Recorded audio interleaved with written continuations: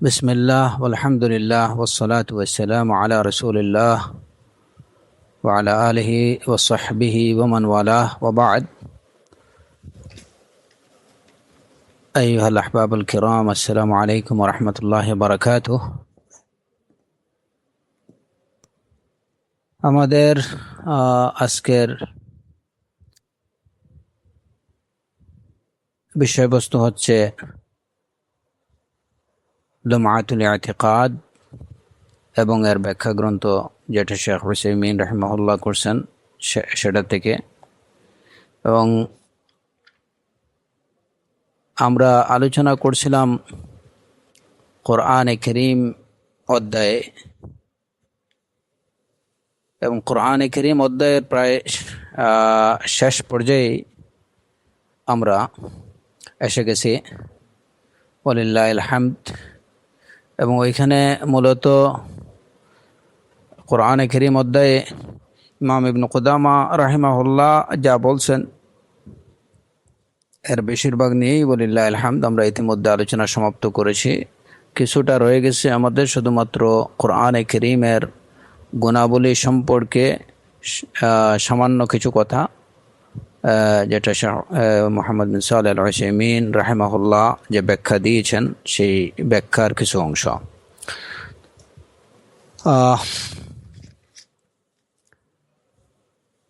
আমরা প্রথমে এই ব্যাখ্যাগুলো, যেগুলো কোরআনে কারীমের গুণাবলী, এবং আলহামদুলিল্লাহ ইতিমধ্যে কোরআনে কারীমের বিভিন্ন গুণাবলী সম্পর্কে কিছু কথাবার্তা ইতিমধ্যে হয়ে গেছে।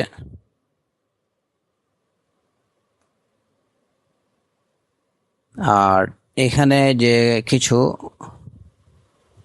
গুণের কথা বলা হয়েছে, আমরা প্রথমে এই গুণাবলীগুলো আলোচনা করে নিই। ইনশাআল্লাহ পরবর্তীতে কিছু জরুরি বিষয় আছে আমাদের, ওইগুলাতে চলে যাব এবং আশা করি সেই আলোচনার মাধ্যমেই কোরআনে কারীম অধ্যায় সহ কালাম, আল্লাহ সুবহানাহু ওয়া তাআলার কালাম, আল্লাহ সুবহানাহু ওয়া তাআলার সিফা, এই সমস্ত অধ্যায়গুলোর আপাতত সমাপ্তি হবে ইনশাআল্লাহ। আসআলুল্লাহ সুবহানাহু ওয়া তাআলা তৌফিক।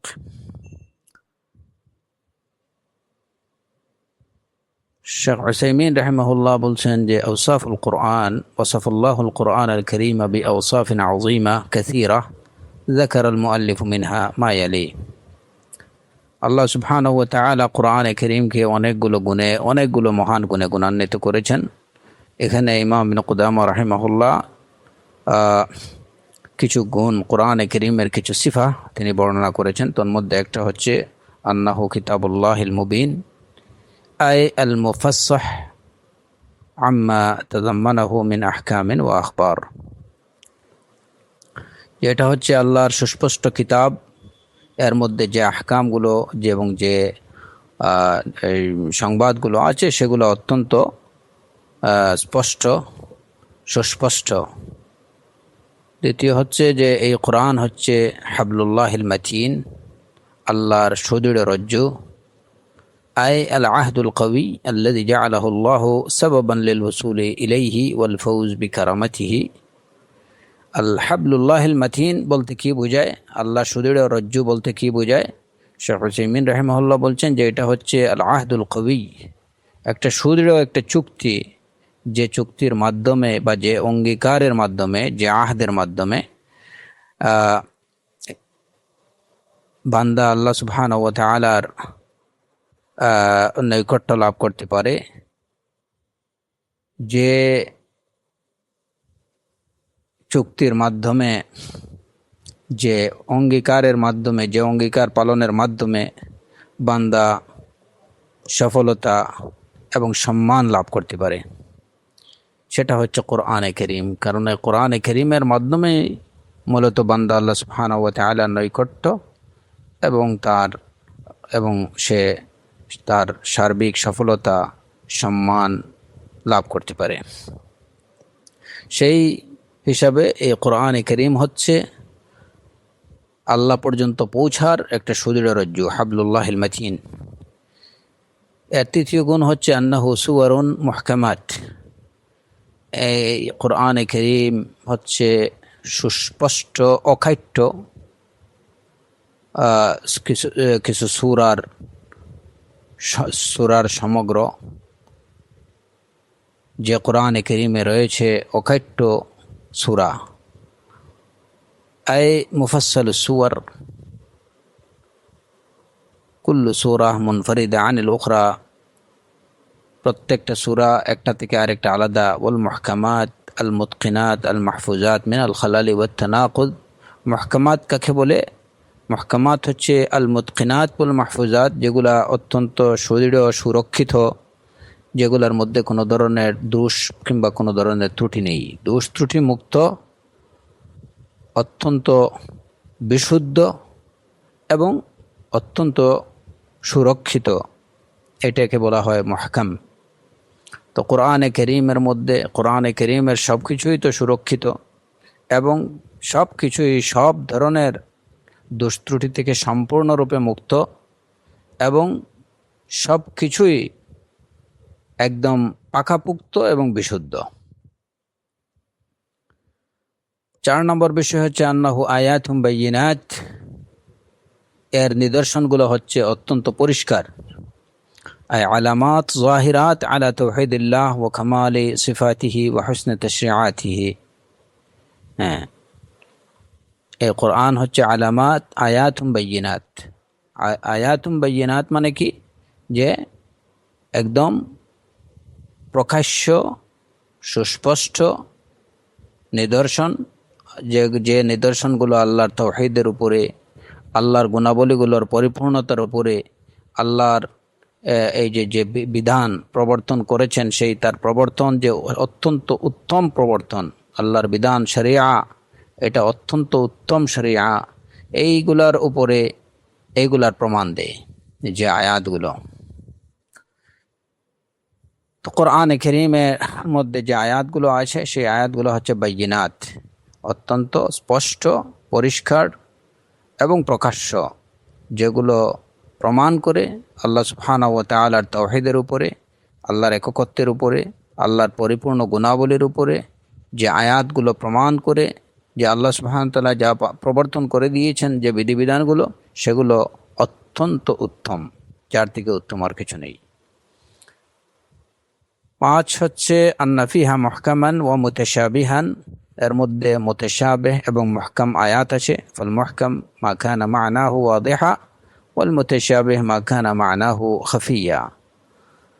এর মধ্যে মুহকাম আয়াত আছে, মুতাশাবিহ আয়াত আছে। মুহকাম হচ্ছে যে আয়াতগুলোর অর্থ সুস্পষ্ট, আর মুতাশাবিহ হচ্ছে যে আয়াতগুলোর অর্থ অস্পষ্ট। ওয়ালা ইউআরিদ হাদা মা সাবাক لأن الإحكام هناك بمعنى الإتقان والحفظ من الخلل والتناقض، وهنا بمعنى وضوح المعنى، وإذا رددنا المتشابه هنا إلى المحكم صار الجميع محكما। এখানে বলা হচ্ছে, শেখ মোহাম্মদ বিন সালেহ আল উসাইমিন রাহিমাহুল্লাহ বলছেন যে আমরা আগে বলছি যে মুহকামাতের অর্থ বলছিলাম আল মুতকিনাত আল মাহফুজাত মিন আল খালালি ওয়াত তানাকুদ, যেগুলা অত্যন্ত বিশুদ্ধ, পাকাপুক্ত মানে সুদৃঢ় এবং যেগুলা সুরক্ষিত, সব ধরনের দোষ ত্রুটি থেকে মুক্ত, এটা হচ্ছে মুহকাম। আর এখানে বলা হচ্ছে মুহকাম হচ্ছে মা কানা মা'নাহু ওয়াদিহা, যেটার অর্থ হবে সুস্পষ্ট।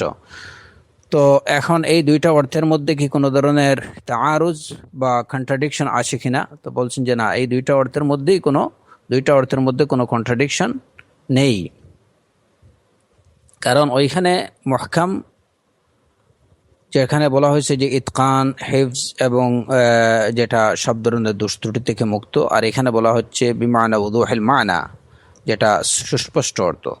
তো সুস্পষ্ট অর্থটাও কিন্তু যে কোনো বিষয়কে পাকাপুক্ত করার জন্য, তাকে তার মধ্যে বিশুদ্ধতা আনার জন্য, যে কোনো বিষয় ত্রুটিমুক্ত হওয়ার জন্য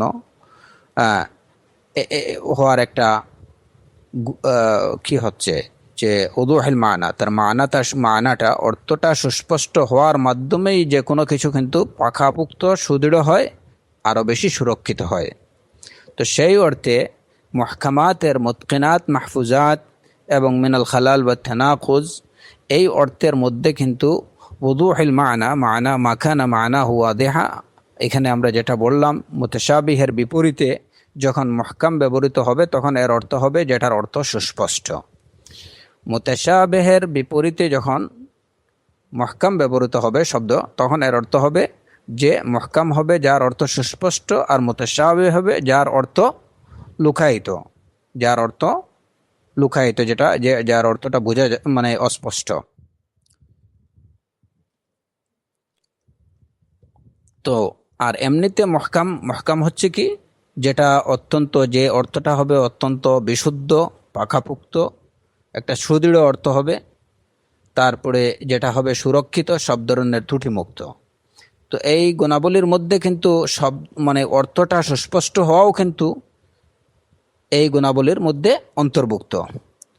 সুতরাং প্রথম যে অর্থটা আমরা মহকামের বললাম সেটা হচ্ছে একটা আম অর্থ, আর মা কানা মানাহু ওয়াদিহা এটা হচ্ছে তার একটা বিশেষ অর্থ, আর কিছু না।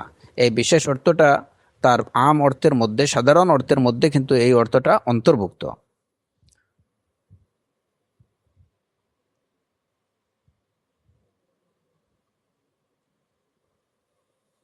এখন কথা হলো যে কোরআনে কারীমের মধ্যে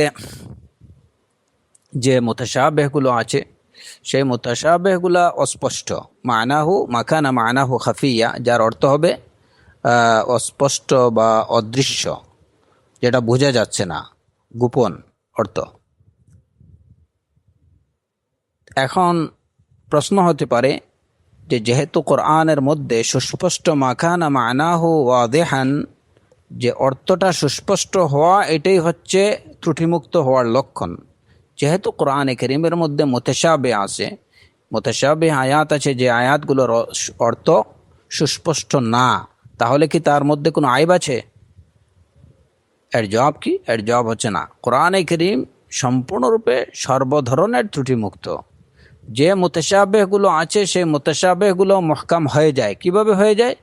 যখন মুতাশাবিহগুলোকে মুহকামের দিকে নিয়ে যায়। মুতাশাবিহ আয়াতগুলোর বিষয়ে যখন মুহকামের শরণাপন্ন হওয়া যায় তখন ওই মুতাশাবিহগুলো মুহকাম হয়ে যায়। এটা কিভাবে?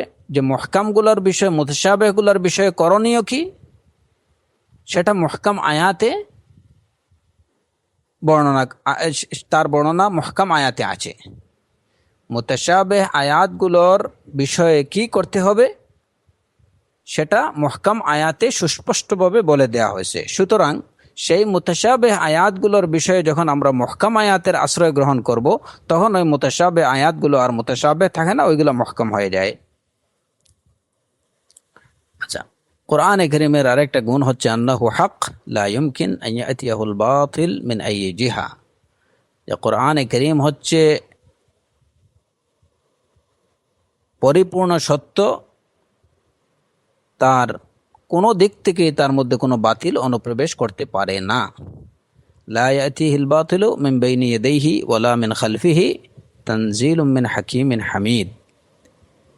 যে কোরআনের সামন থেকে কিংবা তার পশ্চাৎ থেকে কোনো দিক থেকেই কোনো বাতিল আসতে পারে না, এটা হচ্ছে প্রজ্ঞাশীল, পরম প্রজ্ঞাশীল, সুপ্রশংসিত আল্লাহ সুবহানাহু ওয়া তাআলার পক্ষ থেকে নাজিলকৃত। এর আরেকটি গুণ হচ্ছে আন্নাহু বারীউম মিম্মা ওয়াসাফা বিহি আল মুকাযযিবুন বিহি মিন কওলিহিম ইন্নাহু শি'রুন ওয়া কওলি বা'দিহিম ইন হাযা ইল্লা সিহরুন ইউথার ইন হাযা ইল্লা কওলুল বাশার। যে কোরআনকে অস্বীকারীরা কোরআনকে যেসব গুণে গুণান্বিত করেছে বা কোরআন সম্পর্কে তারা যা বলেছে, কোরআনে কারীম এই সব গুণ থেকে পরিপূর্ণরূপে মুক্ত এবং পুত পবিত্র। অর্থাৎ মুকাযযিবুনরা, অস্বীকারীরা কোরআনে কারীম সম্পর্কে, কোরআনে কারীমকে তারা যে সমস্ত মন্দ গুণে গুণান্বিত করেছে, কোরআনে কারীম সেসব গুণ থেকে সম্পূর্ণরূপে মুক্ত এবং পবিত্র। যেমন মুকাদ্দিবুনরা তাদের কেউ কোরআন বলেছে যে কোরআন হচ্ছে একটা শেয়ার, এটা একটা পদ্য। আল্লাহ সুবহানাহু ওয়া তাআলা তাদের এই দাবিকে নাকচ করে দিয়েছেন পরিপূর্ণরূপে। তিনি বলেছেন, ওমা আল্লামনাহু শি'র ওমা ইয়ানবাগী লাহ ইন হুয়া ইল্লা যিকরুন ওয়া কুরআনুম মুবিন। আমি তাকে শেয়ার শিখাইনি এবং এটা তার জন্য সমীচীন না, অর্থাৎ আমি রাসূলকে শেয়ার শিখাইনি, এই কোরআন শেয়ার না। ওমা ইয়ানবাগী লাহ, এবং শেয়ার এটা তার জন্য সমীচীন না। ইন হুয়া ইল্লা যিকরুন ওয়া কুরআনুম মুবিন, এই কোরআন হচ্ছে জিকির, উপদেশ, এবং এটা হচ্ছে সুস্পষ্ট পাঠ্য। মুকাদ্দিবুনদের কেউ কেউ বলল যে কোরআন সম্পর্কে বলল, ইন হাদা ইল্লা সিহরুন ইউযার,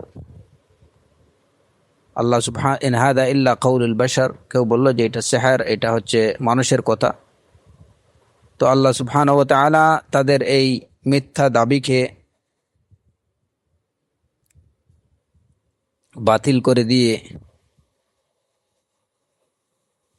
তাদেরকে জানিয়ে দিলেন, সাউসলিহি সাকার, সাউসলিহি সাকার, যে যারা এরূপ কথা বলবে আমি তাকে সাকারে নিক্ষেপ করব, অর্থাৎ জাহান্নামে নিক্ষেপ করব। যারা বলবে কোরআন হচ্ছে এটা একটা সিহর, জাদু, কিংবা এটা মানুষের কথা, আল্লাহ সুবহানাহু ওয়া তাআলা তাদেরকে ধমক দিয়ে বলছেন, সাউসলিহি সাকার, এরূপ কথা যারা বলবে তাদেরকে জাহান্নামে নিক্ষেপ করা হবে। ৮ নম্বর বিষয় হচ্ছে কোরআনের গুণ হচ্ছে আন্নাহু মুজিজা, লা ইউমকিনু লিআহাদিন আন ইয়াতিয়া বিমিসলিহি ওয়া ইন আওয়ানাহু গায়রুহু। কোরআন এটা হচ্ছে একটা মুজিজা, কারো পক্ষে কোরআনের অনুরূপ কিছু নিয়ে আসা কসমিন কালেও সম্ভব হবে না। যদিও তারা একে অপরকে সহযোগিতা করে, কিন্তু সবাই মিলেও যদি কোরআনের অনুরূপ কিছু নিয়ে আসতে চায় তাহলে কখনো তারা সেটা পারবে না। কোরআনে কারীমে আল্লাহ আযজা ওয়া জাল্লা বলেছেন, কুল লা ইন ইজতামাআতিল ইনসু ওয়াল জিন্নু আলা আন ইয়াতু বিমিসলি হাযাল কুরআন লা ইয়াতুনা বিমিসলিহি ওয়ালাউ কানা বা'দুহুম লিবা'দিন যাহিরা। হে নবী, আপনি বলুন, যদি জিন্নাত, মানুষ এবং জিন জাতি সবাই যদি একত্রিত হয়, ঐক্যবদ্ধ হয় যে তারা সবাই মিলে এই কোরআনের অনুরূপ কিছু নিয়ে আসবে, লা ইয়াতুনা বিমিসলিহি, তারা পারবে না এই কোরআনের অনুরূপ কিছু নিয়ে আসতে, যদিও তারা একে অপরের সহযোগী হয়, একে অন্যকে সাহায্য করে। তো সবাই মিলে, শুধু মানুষ না, মানুষ জিন জাতি সবাই মিলেও যদি চায় যে কোরআনের অনুরূপ কিছু নিয়ে আসতে, একটা আয়াত তৈরি করতে, সেটা তারা পারবে না। এটা হচ্ছে কোরআনে কারীমের মুজিজা। তো কোরআনে কারীমের আসলে অসংখ্য মহান গুণ রয়েছে, যেগুলোর মধ্য থেকে এখানে মাত্র কিছু গুণ উল্লেখ করা হলো। তো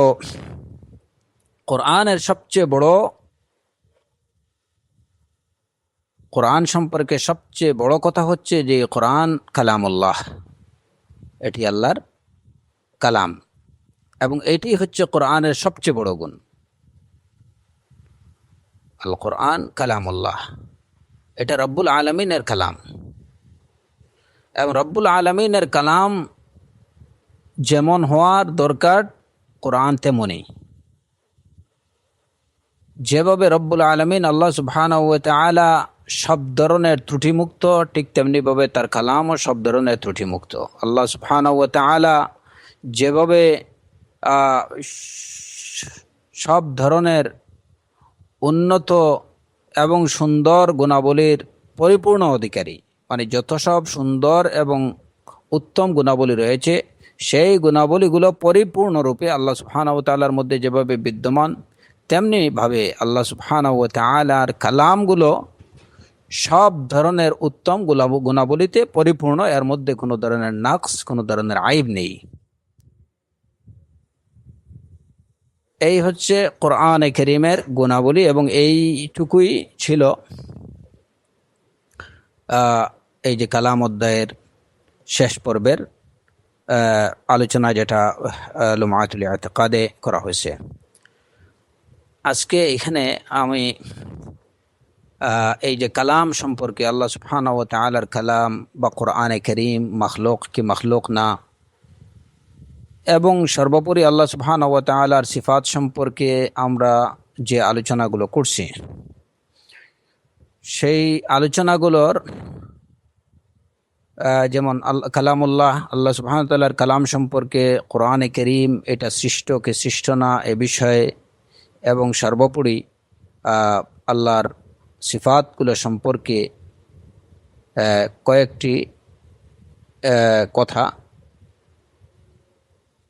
যেগুলা আমার মনে হয় যে আমাদের আলোচনাতে আসা দরকার ছিল। তো সেই আলোচনাগুলো এই মানে সংক্ষিপ্তভাবে আমি আপনাদের সামনে উপস্থাপনের চেষ্টা করছি। প্রথমত, যদিও এই সমস্ত প্রত্যেকটা বিষয়ে আলোচনা ইতিমধ্যে হয়ে গেছে, কিন্তু ওই আলোচনার ফাঁকে যে বিষয়গুলা দরকার ছিল, এরকম বাদ পড়ে গেছে দুই একটা বিষয়, সেগুলোই আমি আপনাদের সাথে কাছে নিয়ে আসবো ইনশাআল্লাহ।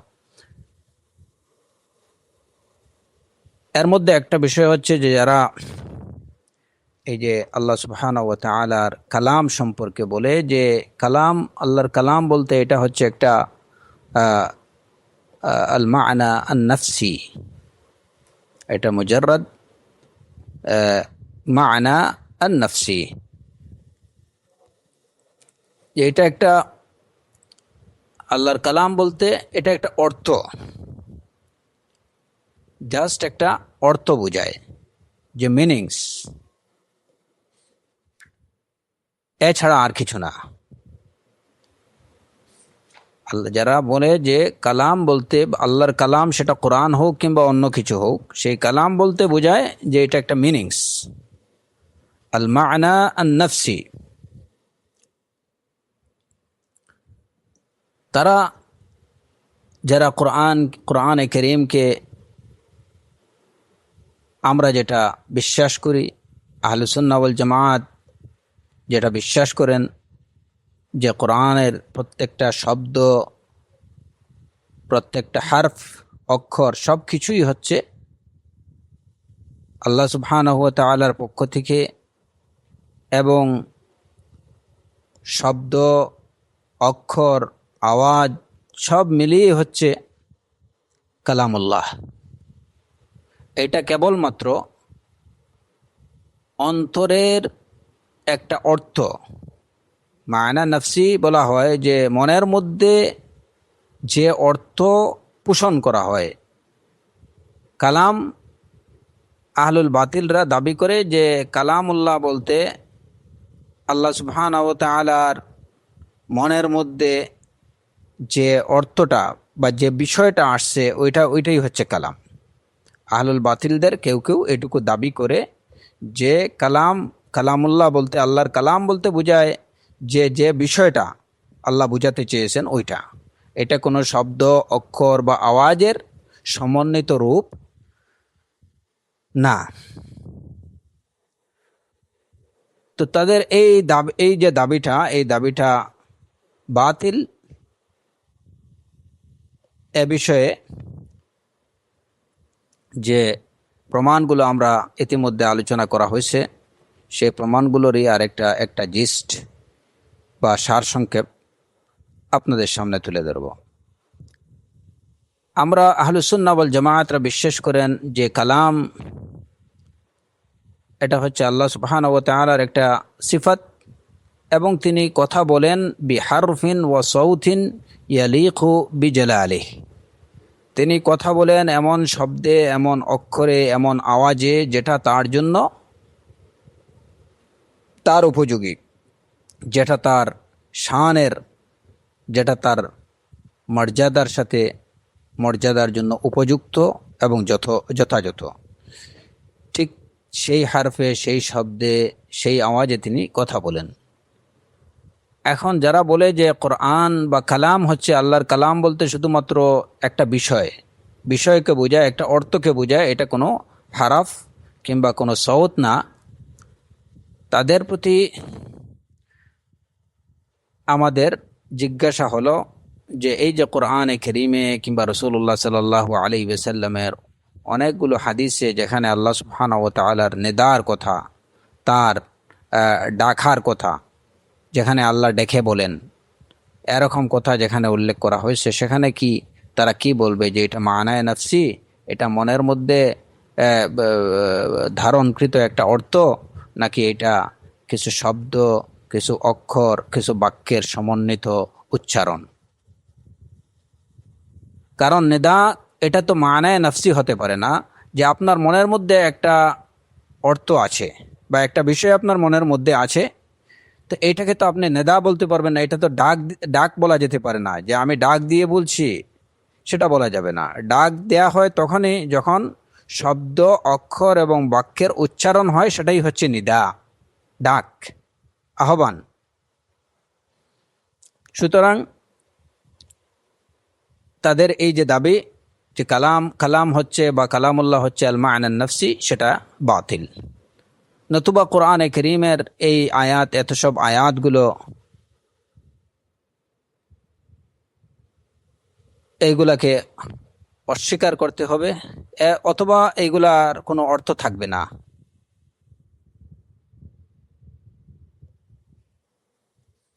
যেমন কোরআনে কারীমে আল্লাহ আযজা ওয়া জাল্লা বলেছেন, ওয়া নাদাইনাহু আইয়া ইব্রাহিম কদ সাদ্দাকতা রুইয়া।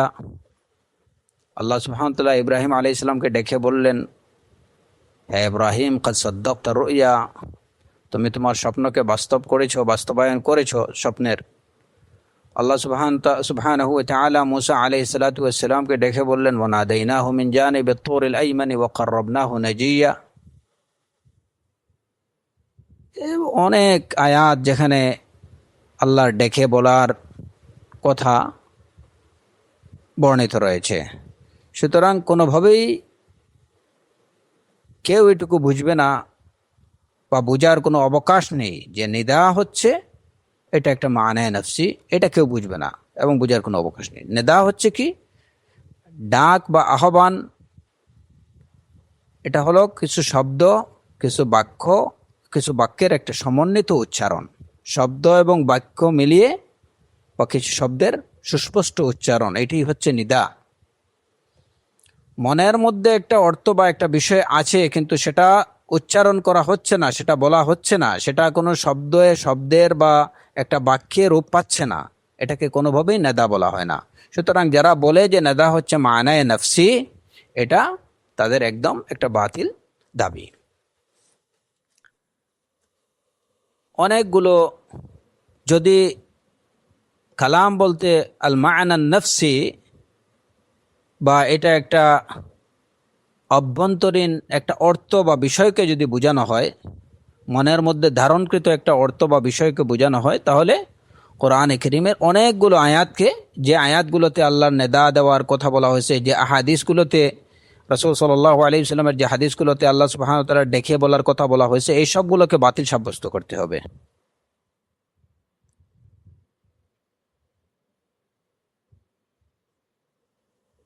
যেমন আমরা এই বিষয়গুলো আগে উল্লেখ করছি, হাদিসে বর্ণিত আছে, যেমন রাসূল সাল্লাল্লাহু আলাইহি ওয়াসাল্লাম মুসনাদে আহমদের হাদিস, রাসূলুল্লাহ সাল্লাল্লাহু আলাইহি ওয়াসাল্লাম বলেছেন যে ইয়াউমুল কিয়ামা আল্লাহ সুবহানাহু ওয়া তাআলা তার বান্দাদেরকে ডেকে বলবেন, ফায়ুনাদি বিসাউতিন ইয়াসমাউহু মান বাউদা কামা ইয়াসমাউহু মান কারব, আনাল মালিক আনাদ দাইয়ান। কোরআনে কারীমে আল্লাহ সুবহানাহু ওয়া তাআলা বলছেন, ফালাম্মা আতাহা নুদিয়া আন বুরিকা মান ফিন নার।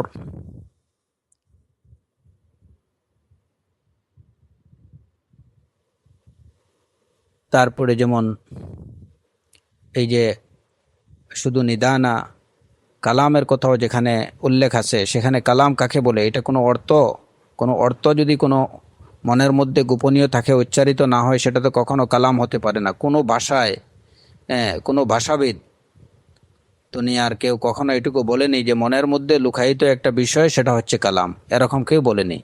কালামকে কালাম তখনই বলা হয় যখন এটা কিছু শব্দ বা বাক্যের রূপ নিয়ে উচ্চারিত হয়। তো আল্লাহ সুবহানাহু ওয়া তাআলা যেখানে বললেন ওয়া কাল্লামাল্লাহু মূসা তাকলিমা, তো সেটা তার বাহ্যিক অর্থ, সুস্পষ্ট অর্থ যে আল্লাহ সুবহানাহু ওয়া তাআলা মূসার সাথে কথা বলেছেন এবং সেই কথা ছিল কিছু হারফ, কিছু শব্দ এবং কিছু আওয়াজের একটা মানে উচ্চারণ, সুস্পষ্ট উচ্চারণ।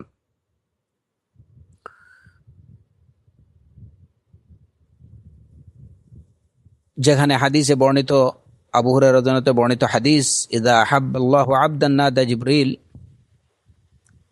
তো এখানে আল্লাহ সুবহানাহু ওয়া তাআলা নেদা দেওয়ার কথা আছে।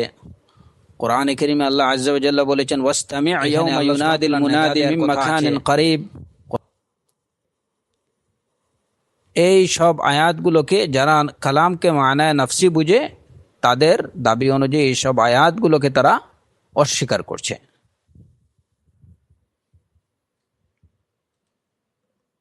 তৃতীয় বিষয় হলো যে কালামকে যদি মানায় নফসি বলা হয়, তাহলে এই দাবির অর্থ হবে যে আল্লাহ সুবহানাহু ওয়া তাআলা কোনো রাসূল পাঠাননি, তিনি কোনো কিতাব নাজিল করেননি। কিংবা এই দাবির অর্থ হবে যে আন্নাল্লাহ আখরাস, যারা বলে যে কালাম হচ্ছে আল্লাহর কালাম বলতে এটা মানায় নফসি, এটা কোনো উচ্চারণ না, কোনো শব্দের অক্ষরে মিলিয়ে অক্ষর শব্দের সমন্বিত উচ্চারণ না। তাদের দাবির অর্থ হচ্ছে যে আল্লাহ সুবহানাহু ওয়া তাআলা কোনো রাসূল পাঠাননি, তিনি কোনো কিতাব নাজিল করেননি, তিনি কথা বলতে পারেন না।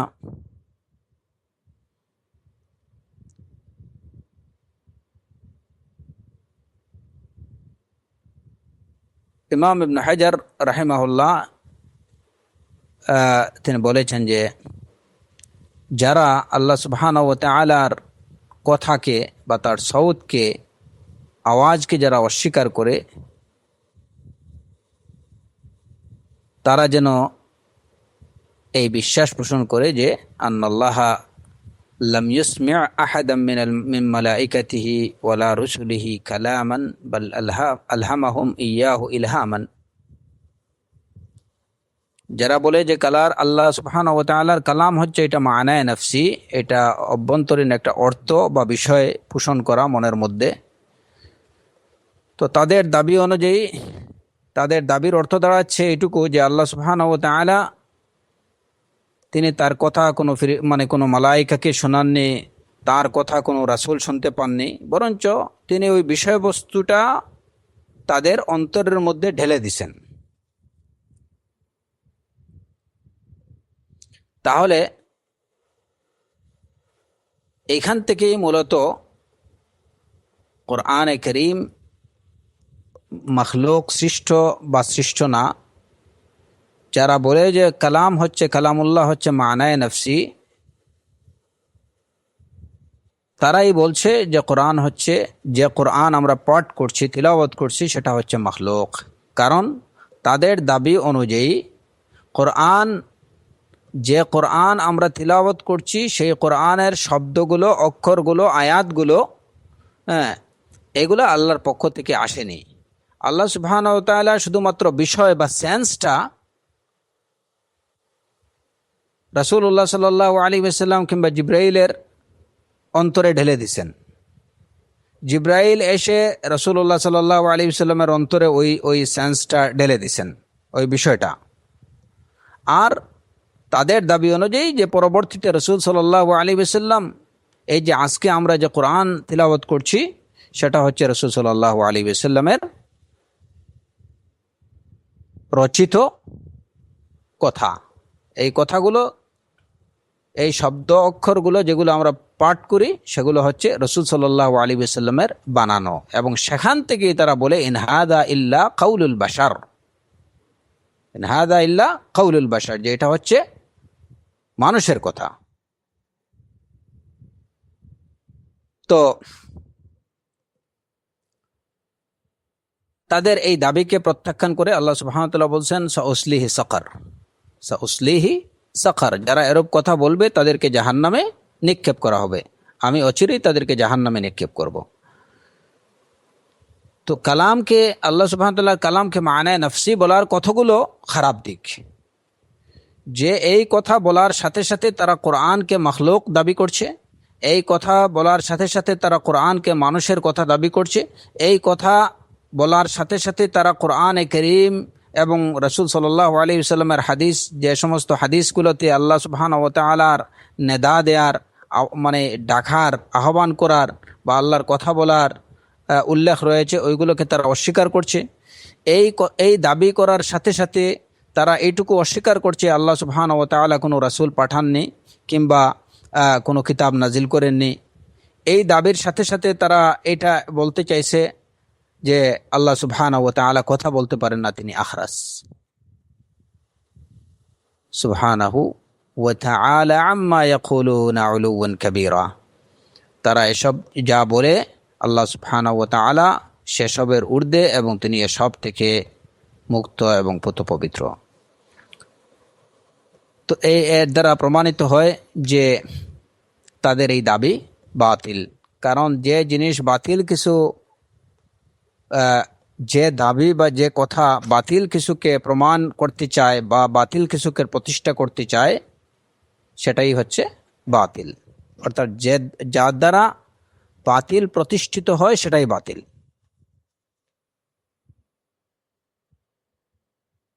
দ্বিতীয় বিষয়, যে যারা বলে কোরআনে করিম হচ্ছে আল্লাহ সুবহানাহু ওয়া তাআলার, এটা হচ্ছে মখলুক, কোরআনে করিম হচ্ছে মখলুক। আগের বিষয়গুলো আমরা পেলাম যে যারা বলে কোরআন কালামুল্লাহ, আল্লাহর কালাম হচ্ছে, এটা একটা মানায়ে নফসি, এটা একটা অভ্যন্তরীণ অর্থ বা বিষয়, যে বিষয় বা যে অর্থটা মনের মধ্যে ধারণ করা হয়। যারা কালাম বলতে এইটুকু বুঝে, তাদের রাদ বা তাদের প্রতিহত করতে গিয়ে আমরা এই কথাগুলো বলবো। এবার কথা হচ্ছে যে যারা বলে যে কালামুল্লাহ এটা হচ্ছে মখলুক, সৃষ্ট, তাদের বিষয়ে আমরা কি বলবো বা তাদেরকে আমরা কিভাবে প্রতিহত করব?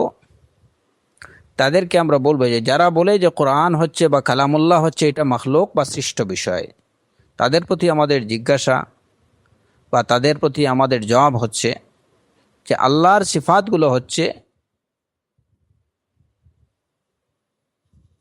তার নামের অন্তর্ভুক্ত বিষয়। আল্লাহর যতগুলো সিফত আছে সবগুলোই তার নামের অন্তর্ভুক্ত। আমরা যখন আল্লাহ বলি তখন এর অর্থ এইটুকু না যে আল্লাহ এমন যে তার কি নেই, শ্রবণ শক্তি নেই, তার দৃষ্টিশক্তি নেই, তার জীবন নেই, তার মধ্যে কোনো কথা নেই, হ্যাঁ, তার হায়াত নেই, তার কুদরত নেই, এরকম কিছু না। আমরা যখন আল্লাহ বলি তখন আমরা বিশ্বাস করি যে তার মধ্যে এই সব গুণে তিনি পরিপূর্ণ এবং এই সব গুণে তিনি গুণান্বিত। তার মধ্যে হায়াত আছে, তার মধ্যে সামা আছে, তার মধ্যে বাসার আছে, তার মধ্যে কালাম আছে, তার মধ্যে কুদরা আছে, তার মধ্যে ইলম আছে। এই সবগুলোই, এই সব গুণগুলো তার নামের অন্তর্ভুক্ত। এই সব মিলিয়েই কিন্তু আল্লাহ জাল্লা ওয়া আলা। আমরা আল্লাহর সিফাতকে তার নাম থেকে পৃথক বলে মনে করি না।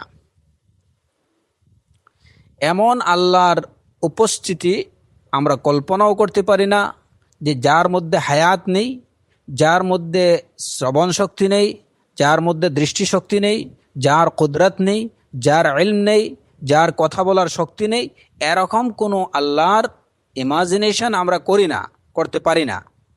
আমাদের আল্লাহ হলেন যিনি সব ধরনের উন্নত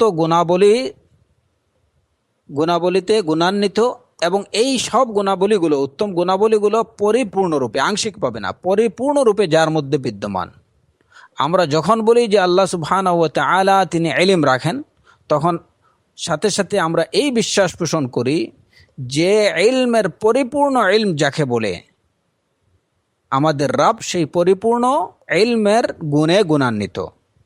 যে তিনি আংশিক জানেন, আংশিক জানেন না, এরকম না। ঠিক তেমনিভাবে তার সাম, তার বাসর, তার হায়াত, তার কুদরা, তার কালাম, এই সব গুণাবলীর ক্ষেত্রেও আমাদের একই কথা। তো যারা বলে যে আল্লাহ সুবহানাহু ওয়া তাআলার কালাম এটা হচ্ছে মাখলুক, সৃষ্ট, তাদের দাবি অনুযায়ী যদি আল্লাহর সিফাতগুলো তার নামের অন্তর্ভুক্ত হয় এবং সব সিফাত মিলেই যদি আল্লাহ সুবহানাহু ওয়া তাআলা সব সিফাতের পরিপূর্ণ সিফাতের অধিকারী আল্লাহ সুবহানাহু ওয়া তাআলা হয়ে থাকেন, এখন যদি কেউ বলে যে আল্লাহর সিফাতগুলো সৃষ্ট, তাহলে কি বলতে হয়? যে আল্লাহ সুবহানাহু ওয়া তাআলা নিজেই সৃষ্ট। তাদের এই দাবির অর্থ দাঁড়াচ্ছে এটুকু যে আল্লাহর সিফাতকে, আল্লাহর যে কোনো একটা সিফাতকে যদি তারা সৃষ্ট বলে দাবি করে, তাহলে এর অর্থ হচ্ছে যে আল্লাহ সুবহানাহু ওয়া তাআলা তিনি নিজেই সৃষ্ট। আর তিনি নিজেই যদি সৃষ্ট হয়ে থাকেন, তাহলে তিনি খালেক হবেন কিভাবে? তাকেই তো তাদের দাবি অনুযায়ী তাদের এই কথার দ্বারা কি বোঝা যাচ্ছে বা তারা কি বলতে চাইছে? যখন কেউ বলবে যে আল্লাহ সুবহানাহু ওয়া তাআলার কালাম কিংবা কোরআনে কারীম মাখলুক, এটা সৃষ্ট, এই দাবির অর্থ হচ্ছে আল্লাহ সুবহানাহু ওয়া তাআলাকে সৃষ্ট বলা। কারণ যার মধ্যে একটা গুণ সৃষ্ট হবে, তার মানে কি? যে কালাম আল্লাহর মধ্যে ছিল না, কালামের সিফাত বা এই গুণটা আল্লাহ সুবহানাহু ওয়া তাআলার মধ্যে ছিল না, এটা পরবর্তীতে তার সাথে গিয়ে অ্যাড হয়েছে। এটা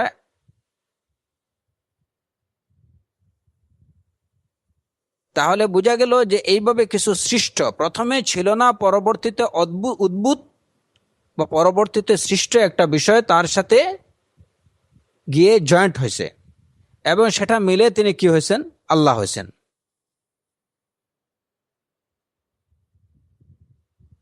ও সুবহানাল্লাহ, ও সুবহানাল্লাহ আম্মা ইয়াকুলুন উলুওয়ান কাবীরা। অথচ এরূপ দাবি কোনো মুমিন বা কোনো মুসলিম এরকম দাবি করেনি, করতে পারে না। তো যারা বলে যে কালাম বা কোরআন মখলুক, আল্লাহ সুবহানাহু ওয়া তাআলার কালাম বা কোরআন কারীম হচ্ছে মখলুক, তারা তাদের ইচ্ছায় হোক কিংবা অনিচ্ছায়, বুঝে শুনে হোক কিংবা না বুঝে হোক, তারা কিন্তু সাথে সাথে এইটুকু বলার সাথে সাথে তারা এই দাবি করে নিচ্ছে যে আল্লাহ সুবহানাহু ওয়া তাআলা হচ্ছেন মখলুক। সুতরাং তাদের এই দাবি বাতিল।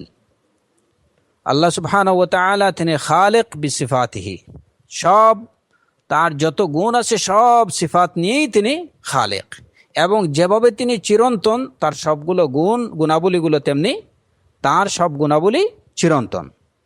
তিনি নিজে যেভাবে চিরন্তন, তার সিফাতগুলো চিরন্তন। অতএব কালাম হোক, ইলম হোক, কুদরত হোক, আল্লাহ সুবহানাহু ওয়া তাআলার এসব কোনো গুণাবলীকে মখলুক বলার বা সৃষ্ট বলার কোনো অবকাশ নেই।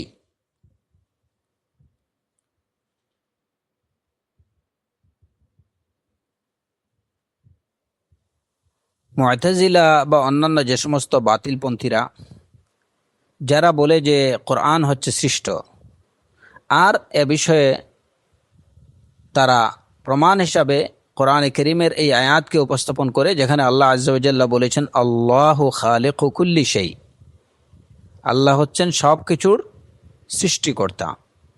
মুআতাজিলা কিংবা অন্যান্য এবং অন্যান্য আহলুল বাতিলরা যারা বলে যে কোরআন হচ্ছে সৃষ্ট, আর তারা তাদের এই দাবির পক্ষে এই আয়াতকে প্রমাণ হিসাবে পেশ করে, যে যেখানে আল্লাহ সুবহানাহু ওয়া তাআলা বলছেন আল্লাহু খালিকু কুল্লি শাই, আল্লাহ হলেন সব কিছুর সৃষ্ট। এখন তাদের দাবি কি? যে তাদের দাবি হলো যে খালিকু কুল্লি শাইইন, যেহেতু এই আয়াতে আল্লাহ বলছেন যে তিনি সব কিছুর সৃষ্টিকর্তা, সুতরাং এই সব কিছুর মধ্যে কোরআনও কুল্লি শাই, কোরআনও একটা শাই, সুতরাং এই এই বা এই বস্তুটারও সৃষ্টিকর্তা তিনি।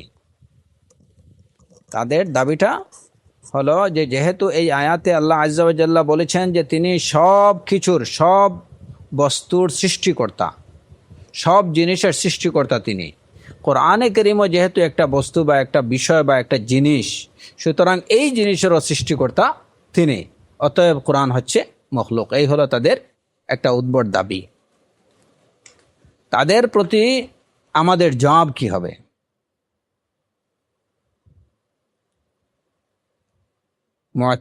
মুতাজিলা কিংবা অন্যান্য যারা এ কথা বলে, তাদের প্রতি আমাদের জবাব হলো যে তোমরাই তো বলো যে মানুষের কর্ম যেটা, মানুষের কর্মটাকে তোমরা কখনো আল্লাহর সৃষ্টি বলে বিশ্বাস করো না।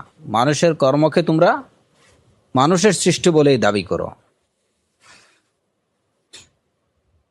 এখন এইদিকে তোমরা যখন এই আয়াতকে প্রমাণ হিসাবে পেশ করে বলো খালিকু কুল্লি শাই, বিষয়টা আপনারা ভালো করে বুঝবেন। একদিকে তারা বলতেছে যে খালিকু কুল্লি শাই আল্লাহ সুবহানাহু ওয়া তাআলা, সব কিছুর সৃষ্টিকর্তা আল্লাহ সুবহানাহু ওয়া তাআলা, কুল্লি শাই। তো সেই কুল্লি শাইনের মধ্যে তারা কোরআনকে অন্তর্ভুক্ত করে যে যেহেতু কোরআন একটা শাই, সুতরাং এই শাইয়েরও খালিক হচ্ছেন আল্লাহ সুবহানাহু ওয়া তাআলা। আচ্ছা, এখন তাদের প্রতি আমাদের জিজ্ঞাসা হচ্ছে যে যদি তোমরা এটুকু দাবি করো যে আল্লাহু খালিকু কুল্লি শাই, আর সেই শায়ের মধ্যে সব কিছু অন্তর্ভুক্ত, তাহলে তোমরাই আবার কি করে এটুকু বলো যে আফআলুল ইবাদ গায়র মখলুকা লিল্লাহি তাআলা, বান্দার কর্মগুলো এগুলো আল্লাহর সৃষ্ট না বা আল্লাহর সৃষ্টি না বলে তোমরা কিভাবে দাবি করো?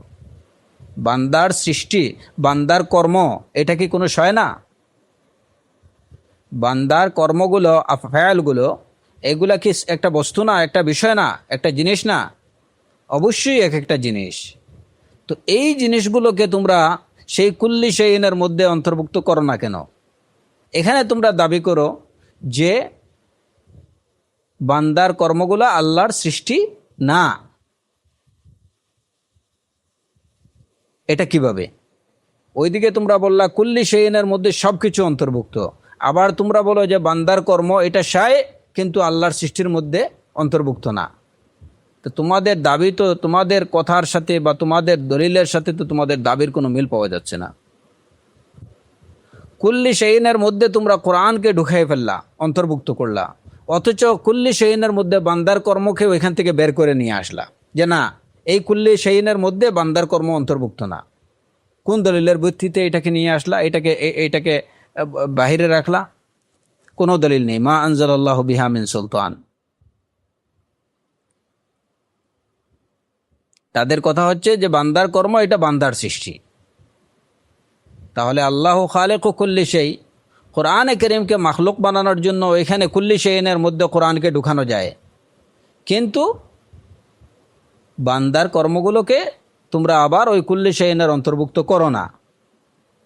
এটা হচ্ছে তোমাদের দাবি যে একটা বাতিল, এবং তোমাদের দলিল এটা যথার্থ না। তোমাদের দাবির জন্য তোমাদের এই দলিলটা যথার্থ না, তারই প্রমাণ যে তোমাদের কথার সাথে তোমাদের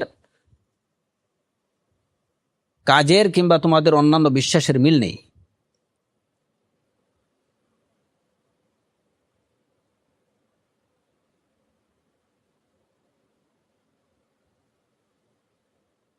আহলুল বাতিলদের এই গেল একটা জবাব। আহলুল বাতিলদের কেউ কেউ বলে যে আল্লাহ সুবহানাহু ওয়া তাআলার এই যে কালাম, এই কালামটা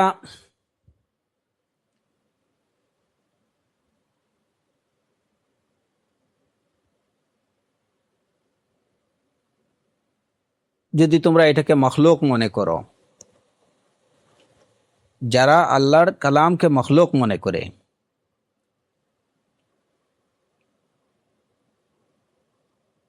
কোরআনকে যারা মখলুক মনে করে, আল্লাহু খালিকু কুল্লি শাই, এই দলিলকে ব্যবহার করে যারা বলে যে কোরআন যেহেতু একটা শাই, সুতরাং এটাও মখলুক, তাহলে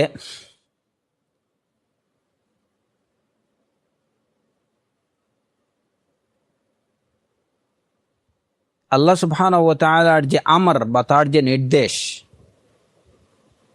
সেই নির্দেশটা কি হবে? আল্লাহর নির্দেশের দ্বারাই সবকিছু সৃষ্টি লাভ করে। ইদা আরাদা শাইআন ইয়াকুল লাহু, ইদা আরাদা শাইআন ইয়াকুল লাহু কুন ফায়াকুন। যখন তিনি কোনো কিছু সৃষ্টি করতে চান তখন তিনি বলেন হও, তাতে হয়ে যায়। তো সৃষ্টি জগতের সব কিছু সৃষ্টি লাভ করে আল্লাহ সুবহানাহু ওয়া তাআলার নির্দেশে, আমরের মাধ্যমে। সেই আমরটা কি? সেই আমরটাই তো হচ্ছে কালাম, কুন। এখন যারা বলে যে আল্লাহর এই কালামটাই সৃষ্ট, তাহলে যে ওই কালামটা, যে কালামের দ্বারা সব কিছু সৃষ্টি হলো, সেই কালামকে সৃষ্টি করলো কে? সেই কালামের সৃষ্টিকর্তা কে? যারা বলে যে আল্লাহর কালাম সৃষ্ট, তাদের প্রতি আমাদের জিজ্ঞাসা যে এইটা তারাও স্বীকার করে, মুতাজিলিরা সহ অন্যান্য যারা বলে যে কোরআন মখলুক বা আল্লাহর কালাম মখলুক, তারাও এটা স্বীকার করে যে জগতের সব কিছু আল্লাহর নির্দেশের দ্বারাই সৃষ্টি হয়ে থাকে, সৃষ্টি লাভ করে থাকে। ইন্নামা আমরুহু ইযা আরাদা শাইআন ইয়াকুলু লাহু কুন, এই যে কুন, যে এই নির্দেশের দ্বারাই হয়ে থাকে। এখন যদি এই কুন, এটাও তো একটা কালাম, এই কালামটা যদি সৃষ্টি হয়ে থাকে, মখলুক হয়ে থাকে, তাহলে তো প্রশ্ন হলো যে এই আমরকে সৃষ্টি করলো কোন জিনিসে? এই কালামটাকে কে সৃষ্টি করলো?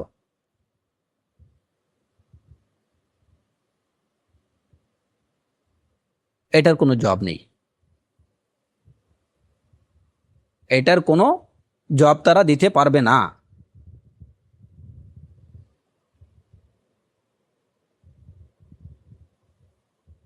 এবার তারা হয়তো বলতে পারে যে এই যে আমর বা এই যে কালাম, এই কালাম হচ্ছে মা'না কায়েম বিজ্জাত, মা'না কায়েম বিজ্জাত, যে এটা নিজে নিজে অস্তিত্ব লাভকারী একটা অর্থ,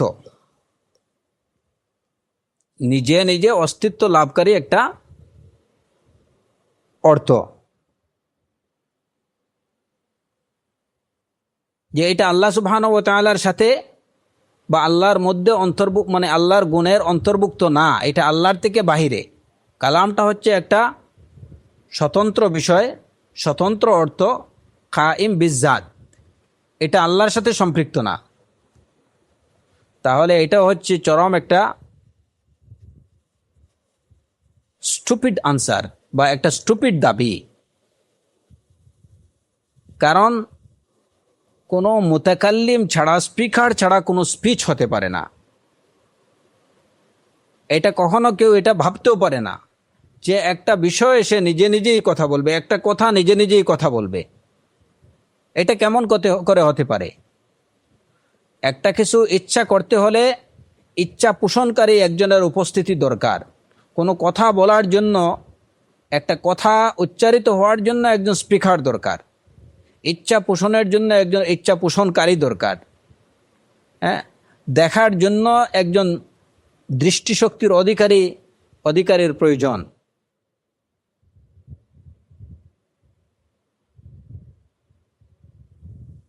কেউ কখনো এরূপ দাবি করবে, এই যে দাবিটা, যে একটা কথা সে নিজে নিজেই কথা বলছে, একটা দেখা সে নিজে নিজেই দেখছে, এটা কিভাবে?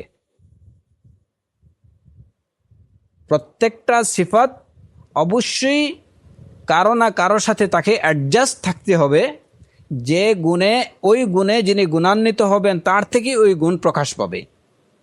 সুতরাং কালামুল্লাহকে, আল্লাহর কালামকে কায়েম বিজাত, এটা নিজে নিজে প্রতিষ্ঠিত স্বতন্ত্র একটা বিষয়, এরকম দাবি করা এটা হচ্ছে কমপ্লিটলি একটা স্টুপিড দাবি। দ্বিতীয় বিষয় হচ্ছে যে এটা কায়েম, যদি এটা এটা একটা এমন একটা অর্থ হয় যে একটা স্বতন্ত্র একটা অর্থ যে নিজে নিজেই প্রতিষ্ঠিত, তাহলে মুসা আলাইহিস সালাতু ওয়াস সালাম যখন আল্লাহর কালাম শুনলেন তখন সবগুলো কালাম তো একসাথে শুনে নেওয়ার কথা, এটা পার্ট পার্ট হয়ে আসলো কিভাবে? কিংবা রাসূলুল্লাহ সাল্লাল্লাহু আলাইহি ওয়াসাল্লামের কাছে যখন কোরআনে কারীম আসলো, তখন এই কোরআনে কারীম তার কাছে পর্যায়ক্রমে একটু একটু করে তার কাছে কিভাবে অবতীর্ণ হলো? যেহেতু এটা স্বতন্ত্র একটা একক বিষয়, তো এই একক বিষয়টা বা একক একটা অর্থ যদি এসে থাকে তাহলে তো এটা এট এ টাইম চলে আসার কথা। যে ওই পুরা অর্থটা চলে আসছে মুসা আলাইহিস সালামের কলবের মধ্যে, কিংবা রাসূলুল্লাহ সাল্লাল্লাহু আলাইহি ওয়াসাল্লামের কলবের মধ্যে, কিংবা পুরা অর্থটা একসাথে চলে আসছে জিবরাইল আলাইহিস সালাতু ওয়াস সালামের কলবের মধ্যে, কিন্তু এরকম তো হয়নি। তাহলে বোঝা গেল যে এই কালাম, এই গুণটা নিশ্চয় একজন মুতাকাল্লিমের সাথে সম্পৃক্ত, এবং সেই মুতাকাল্লিম পর্যায়ক্রমে ধারাবাহিকভাবে একটু একটু করে ওনার যখন ইচ্ছা হচ্ছে তখনই তিনি যতটুকু বলার ততটুকু বলছেন।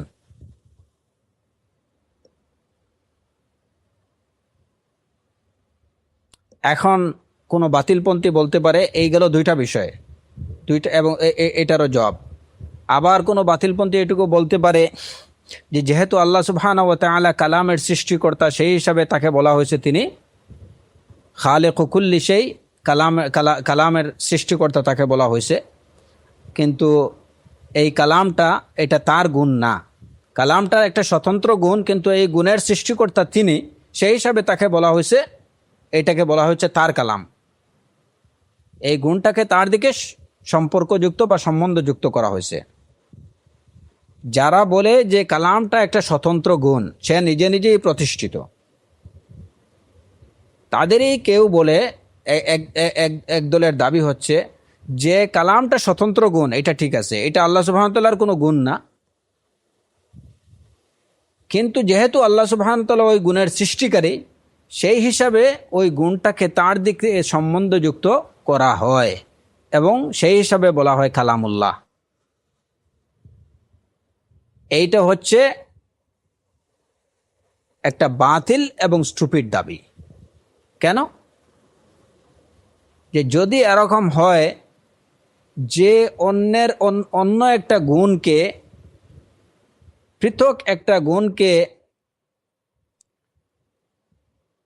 গুণে অন্য কাউকে গুণান্বিত করা যায়, যে কালাম এটা হচ্ছে একটা পৃথক স্বতন্ত্র একটা গুণ, সেই গুণকে আল্লাহর সাথে সম্বন্ধযুক্ত করা যাচ্ছে, এবং সেই হিসাবে যদি তাকে বলা হয় কালামুল্লাহ, কালামকে আল্লাহর কালাম বলা হয়, তাহলে বোঝা গেল যে একটা গুণ যদি অন্যের মধ্যে থাকে তাহলে সেই গুণে নিজেকে গুণান্বিত করা যায়।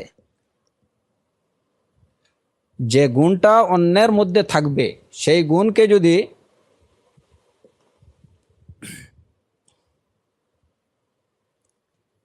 নিজের দিকে সম্বন্ধযুক্ত করা যেত, তাহলে তো যেমন একজন লোক অন্ধ, তো যিনি চক্ষুষ্মান তাকেও অন্ধ বলা যেত, কারণ অন্ধ একটা গুণ, এটা তো অন্য একজনের সাথে এই গুণটা কি আছে, এই গুণটা অন্য এক ব্যক্তির সাথে সম্পর্কযুক্ত। একজন লোক অন্ধ, এখন অন্যের মধ্যে একটা গুণ আছে বলে ওই গুণে আমি আমার নিজেকে গুণান্বিত করব, এই স্টুপিড দাবিটা যদি মেনে নেওয়া যায় তাহলে বলতে হয় যে একজন লোক অন্ধ, তো এই গুণটা আরেকজনের সাথে সম্পর্কযুক্ত আছে, তা আমি কি নিজেকে অন্ধ বলবো? যে যেহেতু আরেকজনের মধ্যে এই গুণটা আছে সুতরাং এটাকে আমি আমার নিজের গুণ হিসাবে চালাতে পারি। কিংবা অন্য একজন লোক আলেম, ইলমের গুণ অন্যজনের মধ্যে আছে, আমার মধ্যে নেই, কিন্তু যেহেতু অন্যের মধ্যে আছে সুতরাং আমি বলে দিলাম যে আমি আলেম। এটা কিভাবে হতে পারে? সুতরাং কালাম, এই যে গুণটা যারা বলে যে এটা একটা গুণ, স্বতন্ত্র গুণ, পৃথকভাবে এটা প্রতিষ্ঠিত আছে, তো যেহেতু এই গুণটা আছে, বিদ্যমান আছে, সুতরাং এটাকে আল্লাহর গুণ বলা যায়। যেহেতু এটাও একটা মখলুক, আল্লাহ সুবহানাহু ওয়া তাআলা ওই গুণটাকে সৃষ্টি করছেন এবং এই গুণটা বিদ্যমান আছে, সুতরাং এই গুণটাকে আল্লাহ সুবহানাহু ওয়া তাআলার গুণ বলা যায়। তার অর্থ হচ্ছে যে সৃষ্ট একটা গুণ যেটা অন্যের মধ্যে বিদ্যমান আছে, ওইটাকে নিজের মধ্যে ওই গুণে নিজেকে গুণান্বিত করা যায়। তখন অন্ধকে ও চক্ষুষ্মান এবং চক্ষুষ্মানকে অন্ধ, জাহিলকে আলেম, আলেমকে জাহিল বলা যাবে। এটা তো কেউ মানবে না। সুতরাং তাদের এই দাবিটাও হচ্ছে সম্পূর্ণ বাতিল। আর যদি বলা হয় যে এটা এই যে কালাম, এটা মখলুক, একটা গুণ, এটা সৃষ্ট, এবং এই সৃষ্ট গুণ পরবর্তীতে আল্লাহর সাথে এটা অ্যাডজাস্ট হয়েছে বা আল্লাহর সাথে সম্পৃক্ত হয়েছে, তাহলে বুঝতে হবে কি, এটা আমরা আগেই বলছি যে তাহলে বুঝতে হবে যে আল্লাহ সুবহানাহু ওয়া তাআলা মাহাল্লান লিল হাওয়াদিস, যে নতুন সৃষ্ট বিষয়ের একটা ক্ষেত্র, যে অনেকগুলো নতুন বিষয় গিয়ে আল্লাহর মধ্যে অ্যাড হয়।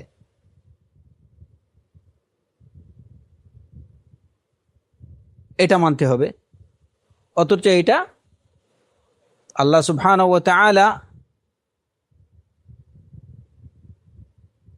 তিনি যেভাবে চিরন্তন, তার সেই চিরন্তন সত্তার সাথে কোনো ধরনের নবসৃষ্ট কোনো গুণ তার সাথে সম্পৃক্ত হতে পারে না। তার প্রত্যেকটা গুণ হচ্ছে সেভাবে চিরন্তন। কারণ চিরন্তন বিষয়ের মধ্যে যদি নতুন বিষয় গিয়ে অ্যাড হয়, তাহলে তার সেই শাশ্বত এবং চিরন্তন গুণ আর অবশিষ্ট থাকে না। এটা যে কোনো বিষয়ের ক্ষেত্রেই দেখা যায় যে সাধারণত আমাদের চক্ষুষ্মান একটা বিষয় যদি আমরা দেখি, যে একটা বিষয় বা যেমন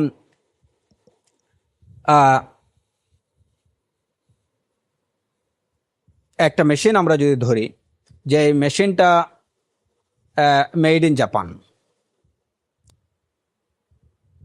আবার ওই মেশিনের সাথে অনেকগুলো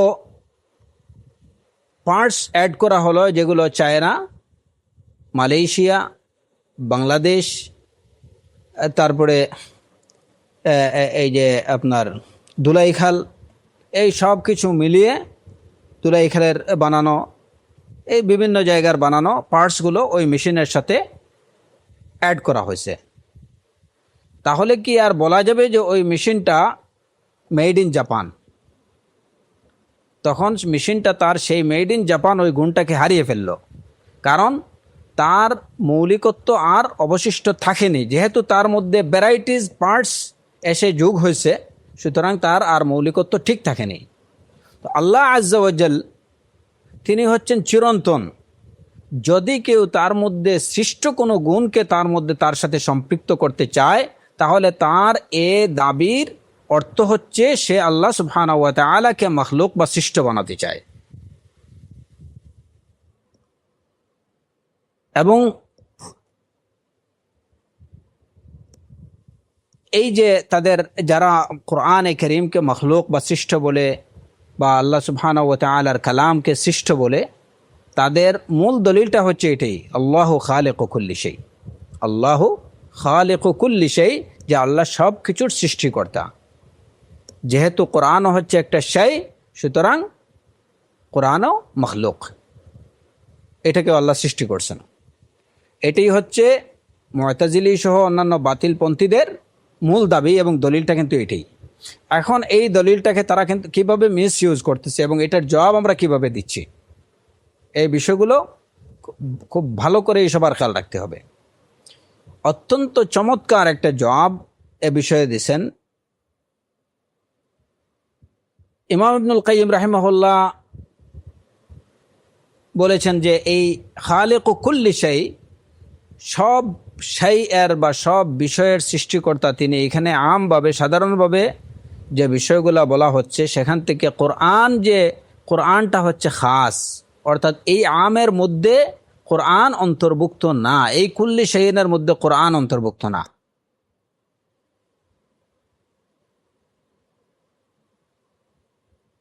আল্লাহু খালিকু কুল্লি শাই, সব কিছুর সৃষ্টিকর্তা আল্লাহ, এই সব কিছুর মধ্যে কোরআন অন্তর্ভুক্ত না। এই কথাটাকেই আরও স্পষ্টভাবে ইবনু আকিল রাহিমাহুল্লাহ তার আল ইরশাদ গ্রন্থে তিনি এই বিষয়টাকে আরও স্পষ্ট করছেন যে কোরআনে কারীমেই বলা হয়েছে আল্লাহু খালিকু কুল্লি শাই। এই খবরটায় বা এই সংবাদটা কোথায় দেওয়া হয়েছে? বাতিলপন্থীরা যে বিষয়টাকে, যে আয়াতটাকে তাদের দাবির পক্ষে দলিল হিসাবে পেশ করে, সেটা হচ্ছে কোরআনে কারীমেরই একটা আয়াত, আল্লাহু খালিকু কুল্লি শাই।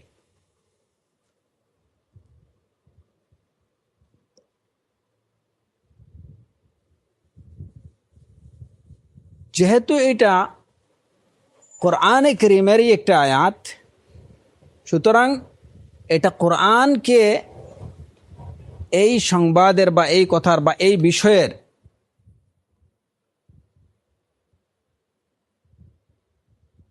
অন্তর্ভুক্ত রাখে না। অর্থাৎ এই বিষয় কোরআনকে কভার করে না।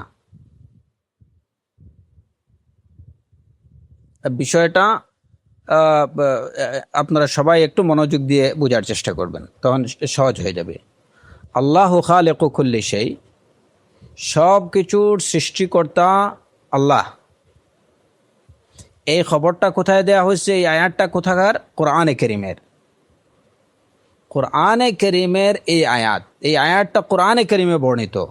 সুতরাং এখানে শাই বলতে যা কিছু আছে সেটা এক্সক্লুডিং কোরআনে কারীম, ইনক্লুডিং কোরআনে কারীম না।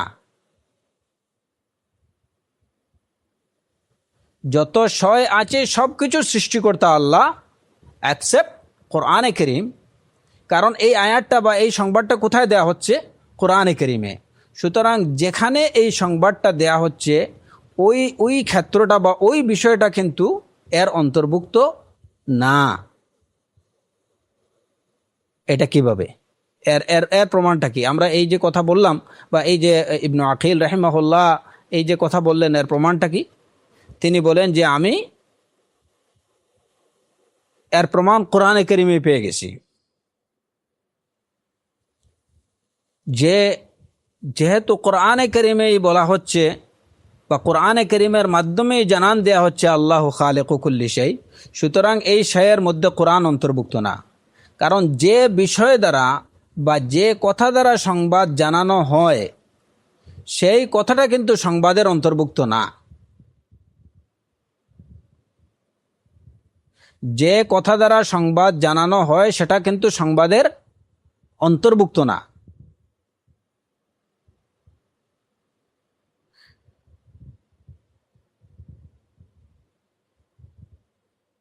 যেমন কেউ যদি বলে এখন আপনাদের সামনে বক্তব্য পেশ করবেন ফুলান ইবনু ফুলান, তাহলে এই যে এখন আপনাদের সামনে বক্তব্য পেশ করবেন ফুলান ইবনু ফুলান, এই যে বাক্যটা, এই বাক্যটা কি ফুলান ইবনু ফুলানের বক্তব্যের অন্তর্ভুক্ত না বক্তব্যের বাহিরের কথা? এটা অবশ্যই ফুলান ইবনু ফুলানের বক্তব্য না। কারণ এই কথার দ্বারা জানান দেয়া হচ্ছে যে কে স্পিচ দিচ্ছেন বা দিতে যাচ্ছেন। ইবনু আকিল রাহিমাহুল্লাহ বলেন যে আমি এই যে কথাটার দলিল পেয়ে গেলাম কোরআনে কারীমে।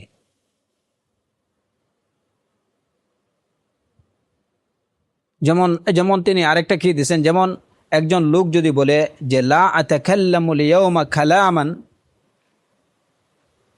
যে আমি আজকে কেউ হলফ করলো যে আমি আজকে কোনো কথা বলবো না, আজকের দিনে আমি কোনো কথা বলবো না। এখন এই যে কথাটা বললো, হলফ করলো, যেটা এটা তো একটা কথার মাধ্যমেই হলফ করা হলো তার। লা আতাকাল্লামুল ইয়াউমা, আজকে দিনে আমি কোনো কথা বলবো না, এই কথাটুকু বলেই বেচারা হলফ করতেছে। এখন তার এই কথাটা কি এই হলফের অন্তর্ভুক্ত না এই হলফের বাহিরে? অবশ্যই এই হলফের বাহিরে, কারণ এই কথা দ্বারাই সে হলফ করছে। তার পরবর্তী বিষয়টা আসছে এই কথার উপরে ভিত্তি করেই। সুতরাং এই কথাটা তার হলফের অন্তর্ভুক্ত না।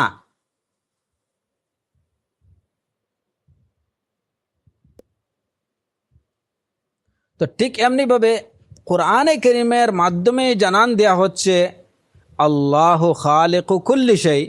সুতরাং সেই কুল্লি শাইইন যে কোরআন এই কথাটা বলছে সেই কোরআন এই শায়ের অন্তর্ভুক্ত না, এটা কোরআনের বাহিরে।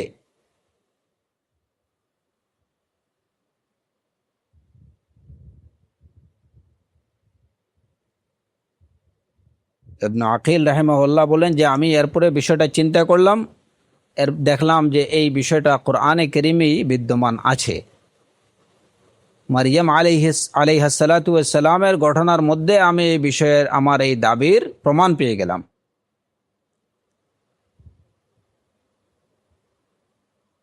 মারিয়াম আলাইহিসসালামের ঘটনা বর্ণনা করে, যেমন বর্ণনায় আল্লাহ সুবহানাহু ওয়া তাআলা এক জায়গায় বলছেন যে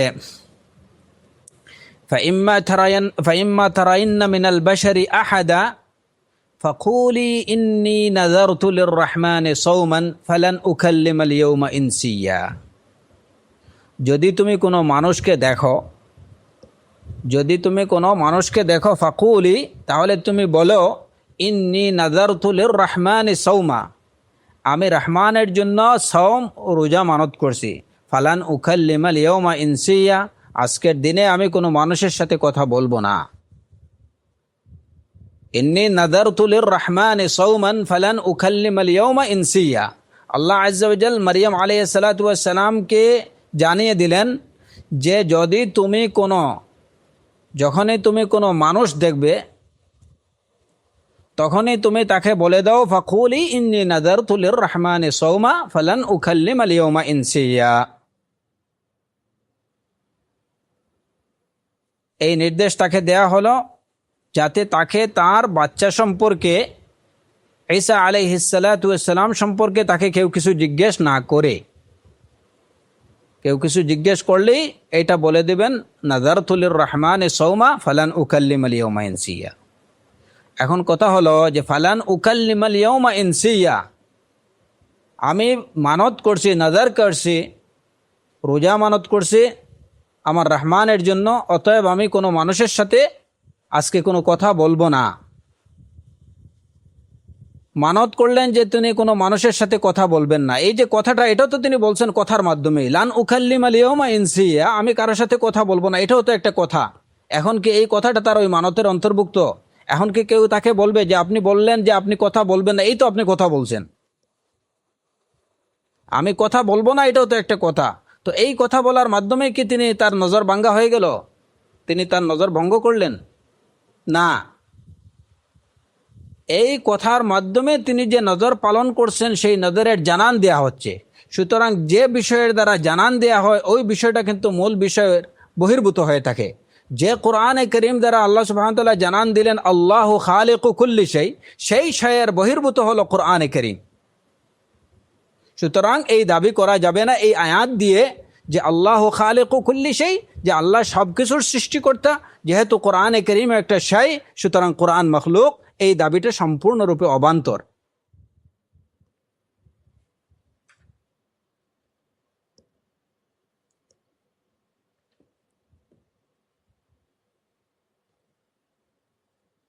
আশা করি এই এই এই দলিলটা আপনাদের, তাদের যে বাতিলপন্থীদের এই দলিলটা, এটা এখানে আশা করি কিছুটা স্পষ্ট হয়ে গেছে ইতিমধ্যে।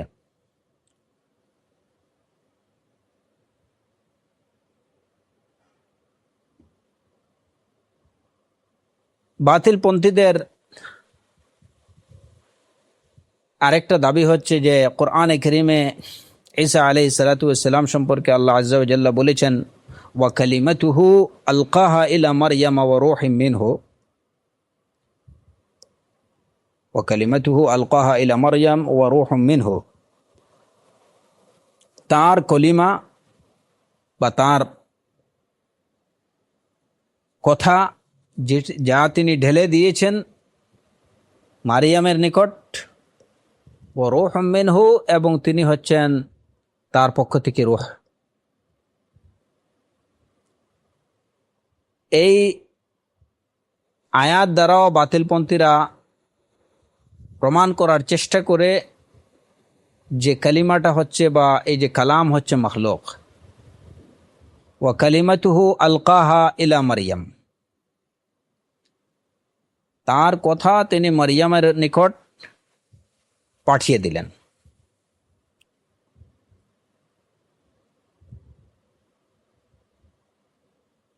এর দ্বারা তারা বলতে চায় যে এই কালিমাটা হচ্ছে আল্লাহর কালাম, হচ্ছে এটা একটা মখলুক যা তিনি পাঠিয়েছেন,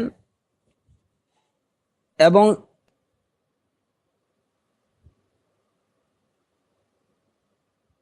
এটা একটা সৃষ্ট বিষয়, যে গুণটা তার জাতের সাথে সম্পৃক্ত না। কালিমাতুহু আলকাহা ইলা মারিয়াম,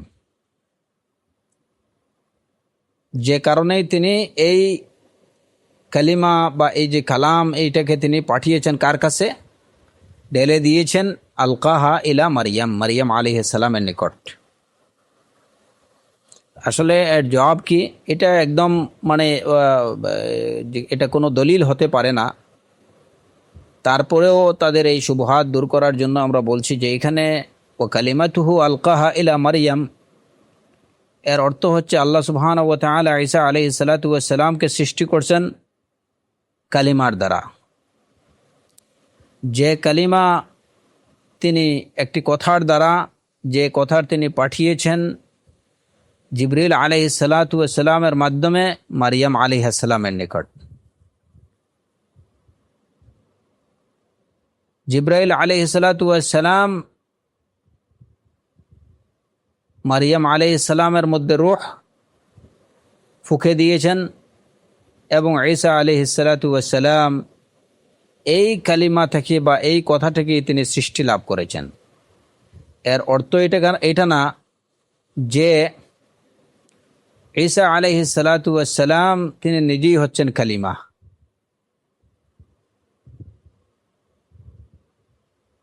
ওয়া কালিমাতুহু আলকাহা ইলা মারিয়াম, এইটার দ্বারা বাতিলপন্থীরা দাবি করে যে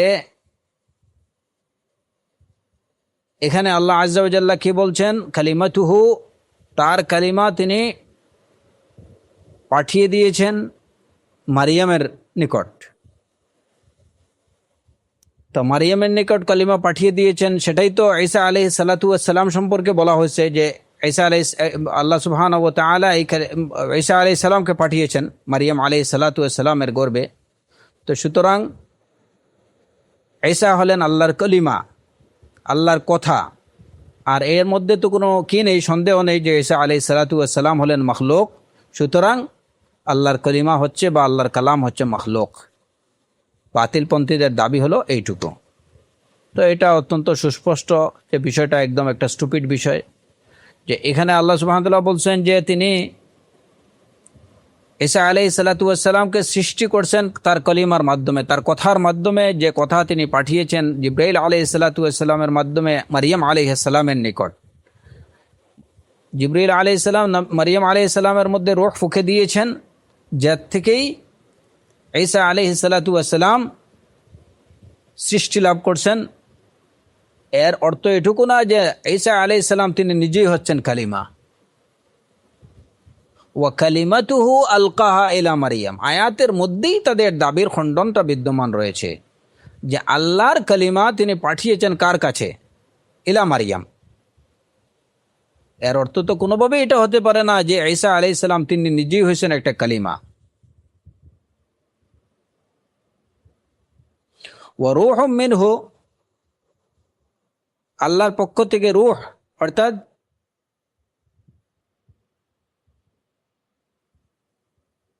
কাইনুম মিনহু, আল্লাহর দ্বারাই তিনি সৃষ্ট, আল্লাহই হচ্ছেন তার সৃষ্টিকর্তা।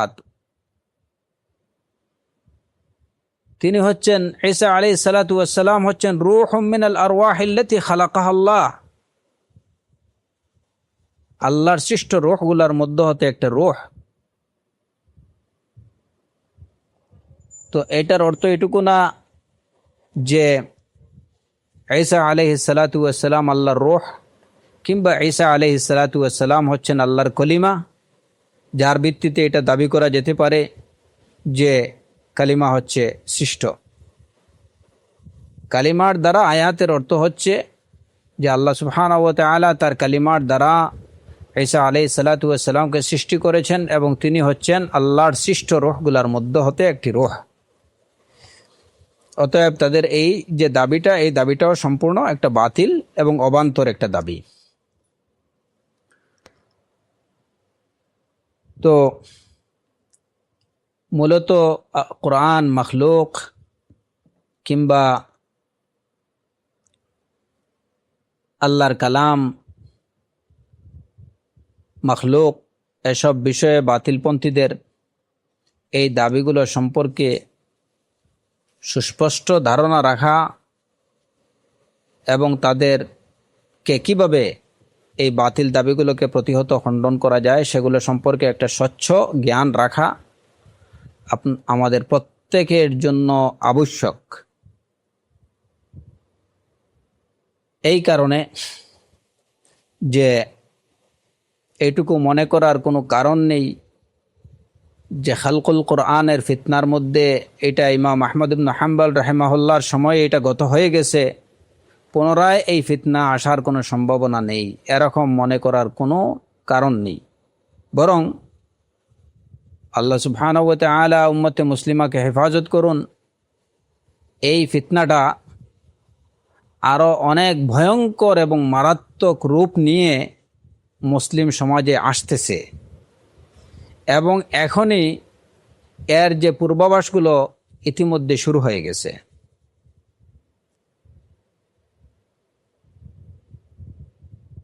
চতুর্মুখী যেসব ফিতনা, দিনের মধ্যে চতুর্মুখী যেসব ফিতনা আসতেছে, তন্মধ্যে অন্যতম একটা ফিতনা হচ্ছে এই খালকুল কোরআনের ফিতনা।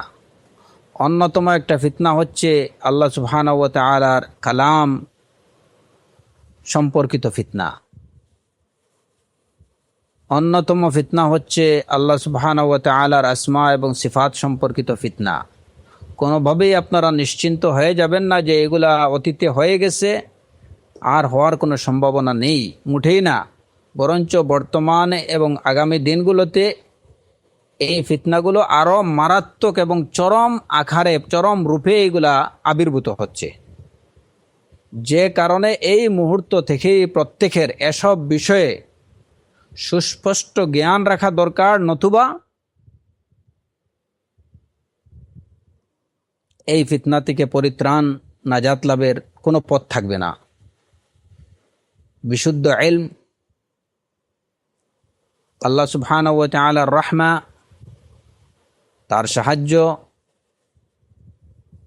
এবং এরপরে এই যে বিশুদ্ধ ইলম, তিনি বিষয়ে যাবতীয় ফিতনা থেকে মুসলমানদেরকে হেফাজত করতে পারে, নতুবা বাঁচার কোনো উপায় নেই।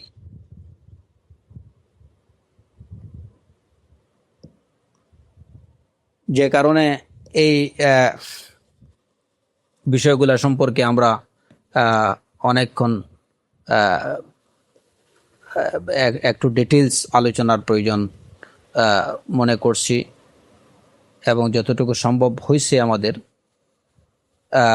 আমরা আল্লাহ সুবহানাহু ওয়া তাআলার আসমা এবং সিফাত সম্পর্কে, কালাম সম্পর্কে, কোরআনে কারীম সম্পর্কে এই যে আলোচনা এই পর্যন্ত যেটুকু হয়েছে, এই সব আলোচনাগুলোই শেখুল ইসলাম ইবনে তাইমিয়া রাহিমাহুল্লাহ তাঁর আল আকিদা আল ওয়াসিতিয়াতে করছেন। এই আলোচনাগুলো আকিদার ওয়াসিতিয়ার ব্যাখ্যায় মাশায়েখরা শেখ ফৌজান হাফিজাহুল্লাহ, শেখ উসাইমিন রাহিমাহুল্লাহ, শেখ সালেহ আল শেখ হাফিজাহুল্লাহ, ওনারা যে আলোচনা করছেন, যে ব্যাখ্যা দিচ্ছেন, সেই ব্যাখ্যাগুলো, তারপরে হামাউইয়াতে শেখ ইমাম তাইমিয়া রাহিমাহুল্লাহ যে আলোচনা করছেন, এই আলোচনাগুলো, তারপরে যেমন আপনার আল কাওয়াশিফুল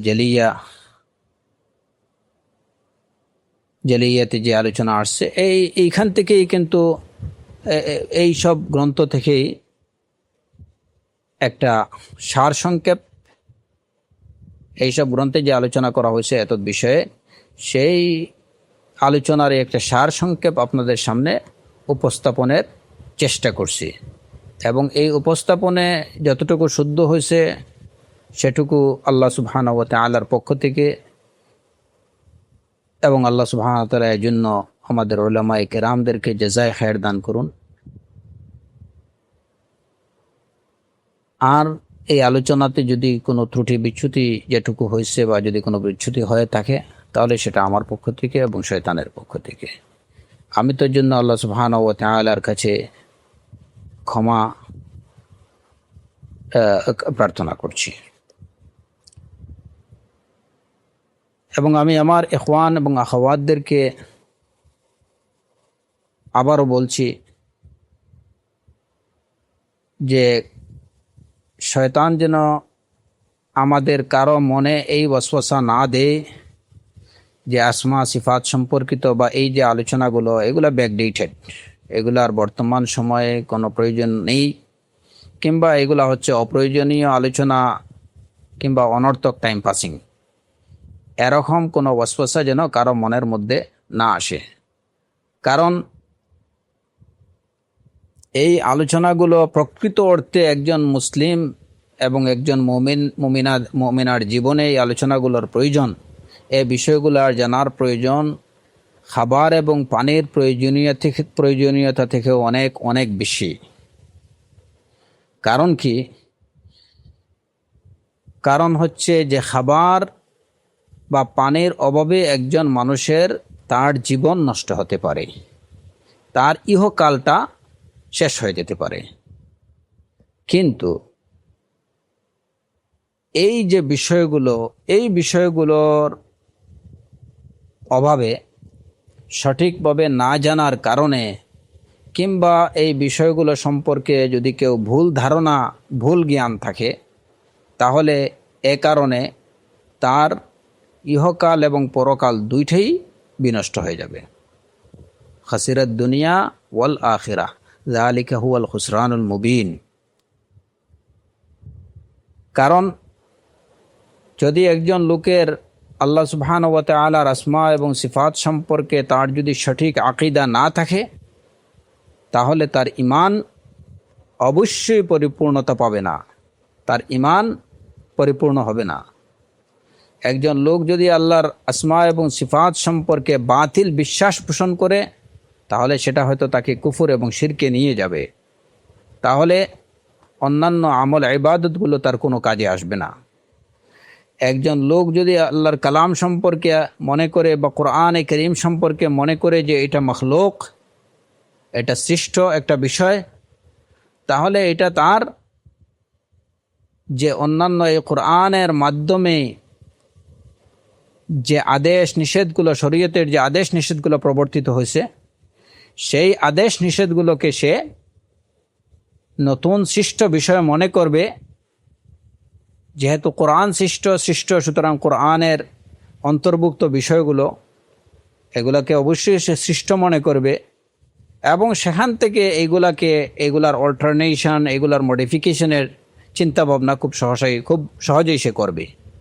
যেহেতু এগুলা সৃষ্ট, সুতরাং প্রত্যেকটা সৃষ্ট বস্তুই তো পরিবর্তনের দাবি রাখে। এবং বাতিলপন্থীরা যুগে যুগে কোরআনকে মখলুক এই দাবি স্টাবলিশ করার চেষ্টা করছে, এই কারণেই যে এই একটা মাত্র দাবি যদি প্রতিষ্ঠা করা যায়, তাহলে মুসলমানদের একেবারে তাদের মূলে আঘাত হানা যাবে। তখন আর ইসলাম থাকবে না, তখন দিন থাকবে না। সব কিছু যুগোপযোগী এবং সময় উপযোগী করা এটা খুব সহজ হয়ে যাবে। কারণ সৃষ্ট বস্তু এটা পরিবর্তনের দাবি রাখে, সুতরাং এটাকে তারা পরিবর্তন করবেই।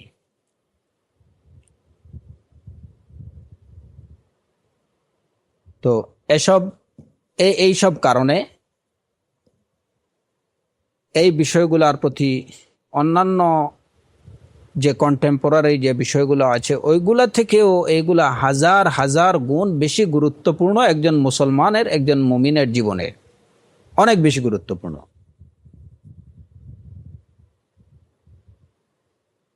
এগুলা সঠিকভাবে জানা ছাড়া তার ঈমান এবং ইসলাম পূর্ণ হচ্ছে না। হয়তো কন্টেম্পোরারি অনেক বিষয় আছে যেগুলো না জানলেও তা চলছে বা চলবে, এরকম অনেক বিষয় আছে, কিন্তু এই বিষয়গুলা কোনোভাবেই এগুলা উপেক্ষা করার মতো না। সর্বোচ্চ গুরুত্ব দিয়ে বিষয়গুলা জানতে হবে। সুতরাং যে আলোচনাগুলো আমাদের হয়েছে বা এই যে কিতাবগুলো, অবশ্যই যারা আরও বেশি জানতে চান তারা এসব বিষয়ে আল আকিদ আল ওয়াসিথিয়া, তারপরে আল হামাউইয়া, তারপরে এই যে আকিদাত তাহাউইয়া, আল কাওয়াশিফুল জেলিয়া, এই বইগুলো পড়তে পারেন। এবং এই এই বইগুলোর ব্যাখ্যায় আমাদের উলামায়ে কেরাম যা বলেছেন সেগুলো ইনশাআল্লাহ তাদেরকে অনেক বেশি বেনিফিট দেবে বিইজনিল্লাহ তাআলা।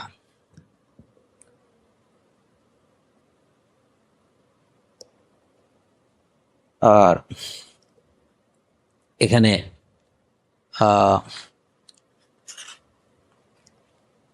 একটা বিষয় শুধুমাত্র আমার মনে হয় যে আলোচনা করা দরকার।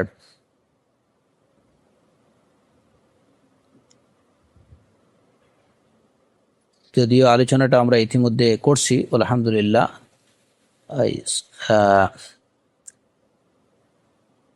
তবুও সামারি হিসাবে একটা জিনিস শুধুমাত্র ইখওয়ান এবং আখাওয়াতরা মনে রাখবেন যে আল্লাহ সুবহানাহু ওয়া তাআলার সিফাত সম্পর্কে যারা আল্লাহর সিফাতকে রহিত করে, অস্বীকার করে, বাহ্যিকভাবে তারা একটা সুন্দর একটা দাবি উপস্থাপন করে, যেটা হয়তো আওয়ামুন নাসের কাছে বেশ চমৎকার মনে হতে পারে, যে দেখেন আল্লাহর যে সিফাতগুলো এগুলোকে যদি আমরা স্বীকার করি তাহলে এটা একটা মারাত্মক একটা বিষয় আবশ্যকীয় হয়ে দাঁড়াচ্ছে, যে এর দ্বারা আল্লাহকে তার মখলুকের সাথে তুলনা করতে হচ্ছে। এটা হচ্ছে বাতিলপন্থীদের একটা মানুষকে প্রতারিত করার, বিভ্রান্ত করার একটা মারাত্মক উপায়। তারা বলে যে আল্লাহর যে সিফাতগুলো, সেই সিফাতগুলোকে যদি আমরা স্বীকার করি, যেগুলো আল্লাহর যেভাবে আছে বাহ্যিক অর্থে, এর বাহ্যিক অর্থকে যদি আমরা মেনে নেই এবং বলি যে এগুলো আল্লাহর সিফাত, তাহলে এটা অত্যন্ত মারাত্মক এবং জঘন্য একটা বিষয়কে আল্লাহর জন্য প্রতিষ্ঠিত করতে বাধ্য করে। যেমন আমরা যদি ইয়াদুনকে আল্লাহর হাত বলতে এই ইয়াদুনের বাহ্যিক অর্থটাই আমরা গ্রহণ করি, তাহলে সুবহানাল্লাহ, এর দ্বারা এই যে আল্লাহর জন্য একটা হাত, যেটা মানুষের হাতের মতো এরকম একটা হাত চিন্তা করতে হচ্ছে। আর আমরা এটাকে অস্বীকারও করতে পারতেছি না আল্লাহর সিফাতগুলোকে, কারণ যেহেতু এগুলো কোরআন এবং সুন্নাতে বর্ণিত। তো এই কারণে আমরা এগুলার একটু তাওয়িল বা আকল এবং নকলের একটা সমন্বয় গঠানোর চেষ্টা করি, যে আমরা এগুলাকে রদরহিত করতে চাই না, আর এইগুলা যেভাবে আছে ওইভাবে করতে গেলে তো আল্লাহর একটা তুলনা বা সাদৃশ্য নির্ধারণ করতে হয়, আমরা সে পথেও যাই না। যে কারণে আমরা একটা তৃতীয় পথ অবলম্বন করি, সেটা হচ্ছে যে একটা তাওয়িল, একটা ব্যাখ্যা করি, যে ব্যাখ্যাটা মোটামুটি কি হয়, যে এর দ্বারা আল্লাহকে তার মখলুকের সাথেও তুলনা করতে হয় না, আবার আল্লাহর এই সিফতগুলোকে অস্বীকারও করতে হয় না। মুআউবিলা সম্প্রদায় তারা এই সুন্দর একটা যুক্তি মানুষের সামনে উপস্থাপন করে। তো এদের প্রতি জবাব কি আমাদের? এদের প্রতি জবাব হচ্ছে যে প্রথমত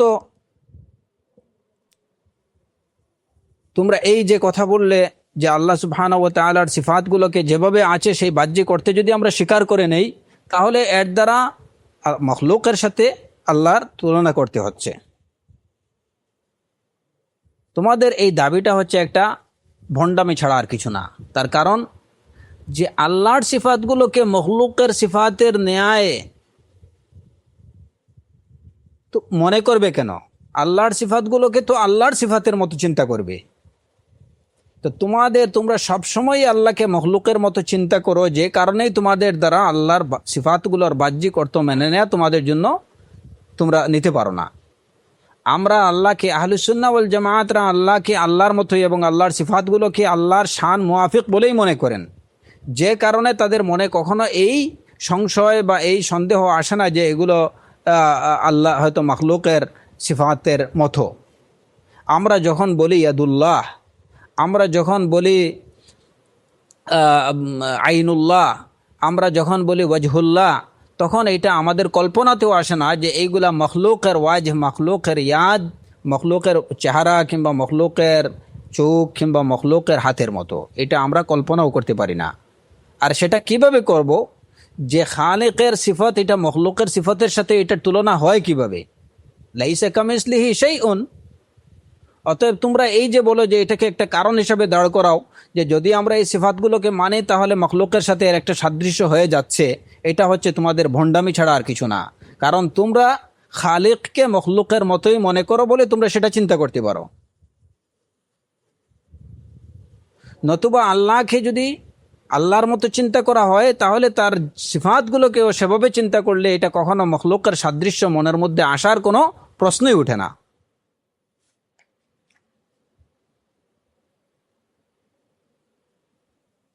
এবং এই যে দ্বিতীয় বিষয় হচ্ছে, তোমরা বললে যে আমরা এগুলাকে অস্বীকার করি না এবং আমরা তৃতীয় পথ অবলম্বন করি যে আমরা একটা মজাজি অর্থ বা রূপক অর্থে বা এটার একটা ব্যাখ্যা আমরা দিই। এই ক্ষেত্রে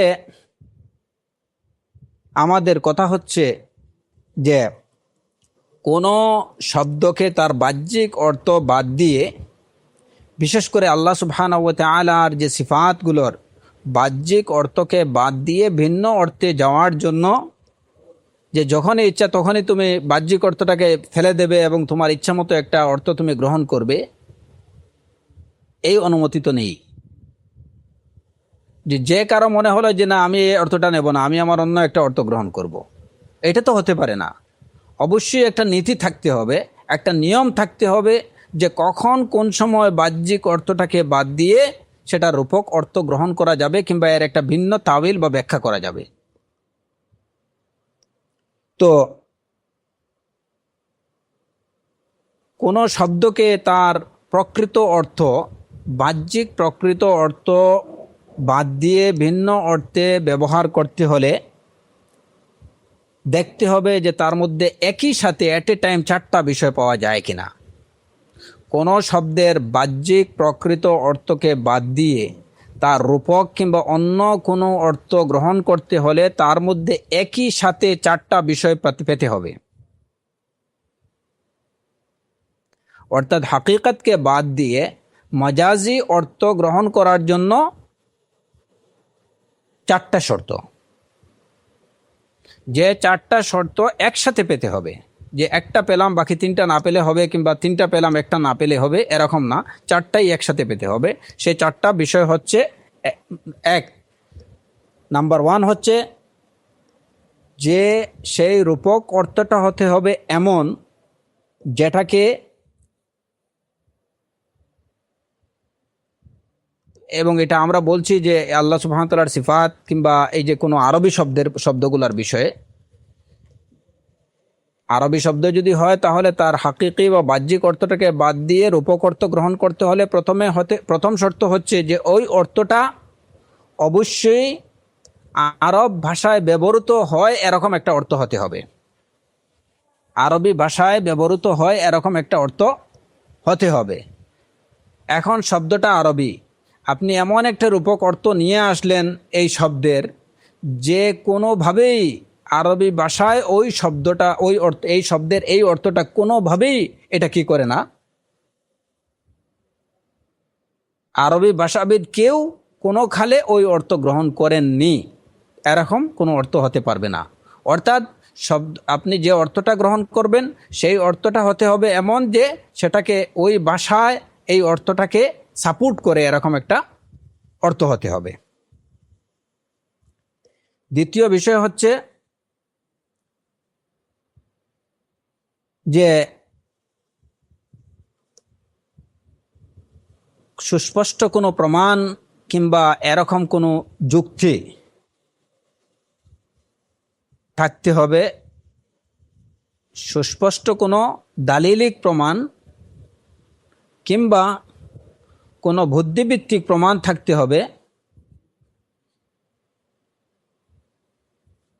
যেটা তার বাহ্যিক হাকিকি অর্থটাকে গ্রহণ করার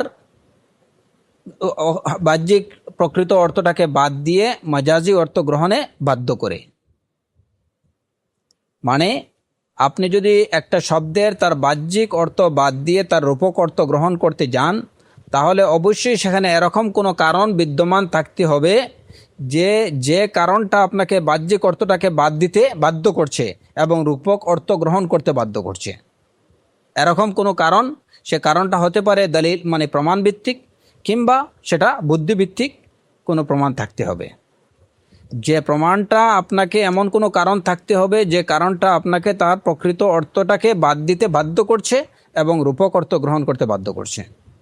এই হচ্ছে 2। 3 নম্বর বিষয়ের শর্তটা হচ্ছে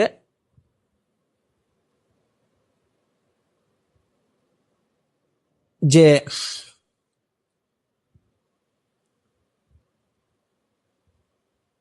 প্রকৃত অর্থকে বাদ দিয়ে আপনি যে ভিন্ন অর্থ গ্রহণ করছেন, সেই ভিন্ন অর্থটা গ্রহণের পথে কোনো অন্তরায় থাকতে পারবে না।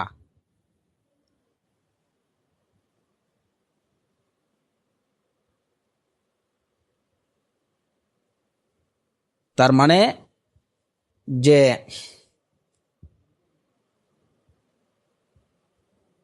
হাকিকি অর্থটাকে বাদ দেওয়ার পিছনে যে কারণটা আপনি দাঁড় করাইতেছেন বা যে কারণটা প্রকাশ পাচ্ছে, সেই কারণটা এরকম কোনো কারণ হতে পারবে না যে কারণটা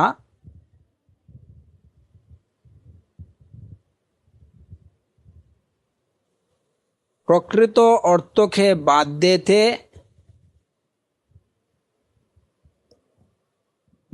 দিয়ে ভিন্ন অর্থ গ্রহণ করার পিছনে একটার সাথে আরেকটা কন্ট্রাডিক্টরি এরকম হতে পারবে না।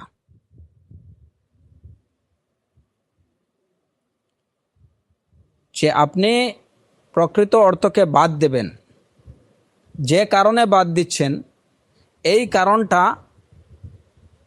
যথাযথ না, কিংবা এই কারণের পরিপন্থী অন্য কোনো কারণ আছে, এরকম হতে পারবে না।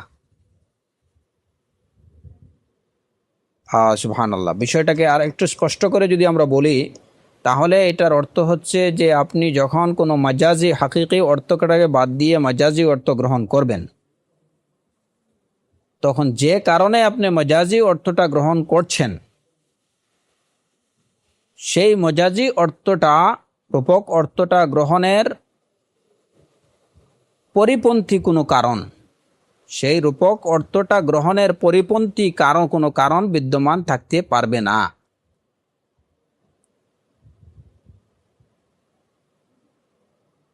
এবং 4 নম্বর শর্ত হচ্ছে যে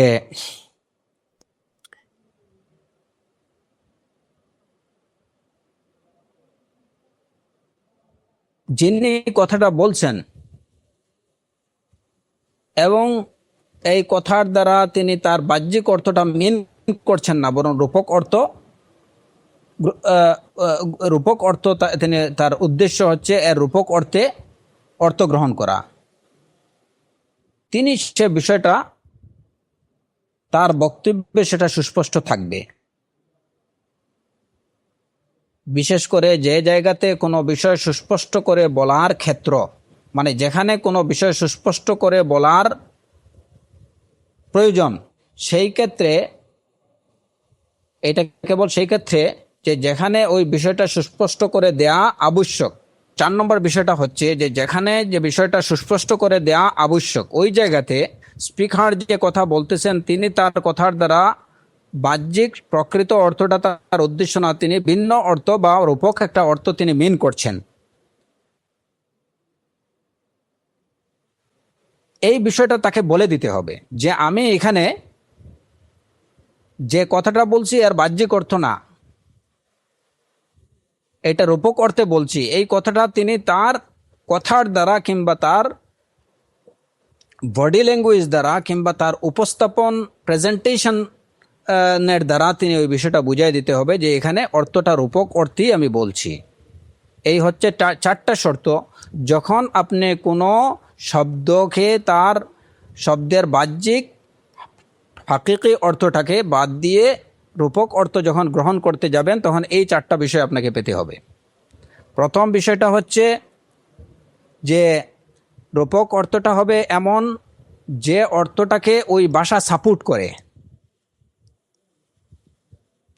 যেমন এর উদাহরণ, আপনি একজন লোককে, একজন কৃষককে বললেন আপনি কাফের। একজন কৃষককে আপনি দেখলেন যে সে বীজগুলো মাটির নিচে পুঁতে রাখছে, আপনি সেখানে তাকে বললেন কাফের। কাফেরের বাহ্যিক অর্থ বা প্রকৃত অর্থ কি? যে ইসলাম বহির্ভূত কাজ করে সেই কাফের, যে মানে যে ইসলাম থেকে মানুষকে বহিষ্কার করে দেয়, এরকম কোনো কাজ করে সে কাফের। এটা হচ্ছে কাফেরের হাকিকি বা বাহ্যিক অর্থ। আপনি এখানে বললেন, একজন কৃষককে বললেন যে কাফের। এই যে অর্থটা আপনি বাহ্যিক অর্থ বাদ দিয়ে একটা মাজাজি রূপক অর্থ আপনি নিলেন, সেই অর্থটা এমন যে এটাকে আরবিক ডিকশনারিগুলো সেটাকে সাপোর্ট করে, যে সত্যকে গোপন করে যে সেইকে কাফের। এবং সেই অর্থে যে কেউ কোনো কিছু লুকায়, কেউ কিছু যখন লুকায় তাকে বলা হয় কাফের। এই লোকটা একটা বীজকে মাটির নিচে পুঁতে রাখতেছে, লুকিয়ে রাখতেছে, সেই হিসাবে তাকে বলা হচ্ছে কাফের। আমি একটা বেশ কড়া একটা উদাহরণ দিয়ে দিলাম। তো মূল কথা হচ্ছে যে শব্দটা ওই ভাষা সাপোর্ট করতে হবে এই অর্থটাকে। আচ্ছা, দ্বিতীয় বিষয় হচ্ছে আমরা বলছিলাম যে এই মজাজি অর্থ বা রূপক অর্থ গ্রহণের জন্য সেখানে কোনো দালিলিক কিংবা কোনো বুদ্ধিভিত্তিক প্রমাণ থাকতে হবে, যেটা আপনাকে এই মানে প্রকৃত অর্থ গ্রহণ করা থেকে আপনাকে বারণ করছে, বাধ্য করছে যে আপনি প্রকৃত অর্থ গ্রহণ করবেন না, মাজাজি অর্থ গ্রহণ করবেন। যেমন এই এক্সাম্পলটা, যে একজন লোক যাকে বলছেন আপনি যে ফাল্লাহ বা যে ফার্মারকে আপনি বলছেন কাফের, সে তার তাওহীদ ঠিক আছে, তার সালাত সিয়াম সব কিছু ঠিক আছে, তাকে কাফের বলার ওই যে হাকিকি অর্থে কাফের বলার কোনো কারণ এখানে বিদ্যমান নেই। যেটা বাধ্য করছে আপনাকে যে আপনি এখানে ওই অর্থে যে সে মানে কি করছে, গোপন করছে বা মাটির নিচে পুঁতে রাখতেছে বীজগুলোকে, আপনি সেই অর্থেই তাকে বলছেন কাফের। এখানে প্রকৃত অর্থ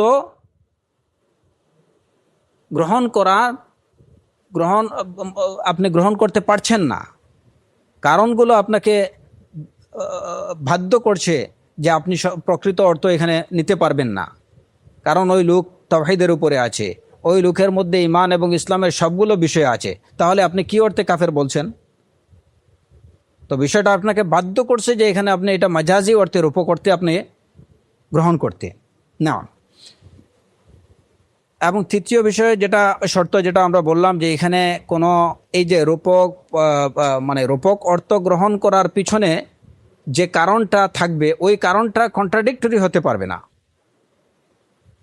যে এই কারণটা আপনি রূপক অর্থ গ্রহণের জন্য যে কারণ আপনি নির্ণয় করছেন, এই কারণটা এমন হতে পারবে না যেটা আপনাকে এই রূপক অর্থ গ্রহণ থেকে বারণ করে কিংবা প্রকৃত অর্থ গ্রহণ করতে আপনাকে নিষেধ করে না। রূপক অর্থটা গ্রহণের জন্য যে কারণটা আপনি নির্ণয় করবেন, এই কারণটা এরকম হতে হবে যেটা আপনাকে, এই কারণটা যদি হয় এরকম যে এটা কন্ট্রাডিক্টরি, যে আপনি যে কারণটা নির্ণয় করছেন এটা রূপক অর্থ গ্রহণ করতে আপনাকে বাধ্য করছে না, কিংবা এই কারণটা আপনাকে হাকিকি অর্থটাকে বাদ দিতে বাধ্য করছে না, বরং এই কারণটা হাকিকি অর্থকে গ্রহণ করতেই আপনাকে উদ্বুদ্ধ করছে, এরকম হলে হবে না। যেমন